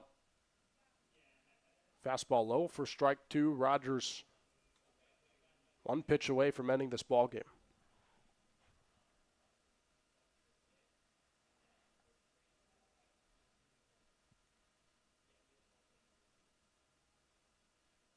Here it is. Fouled back.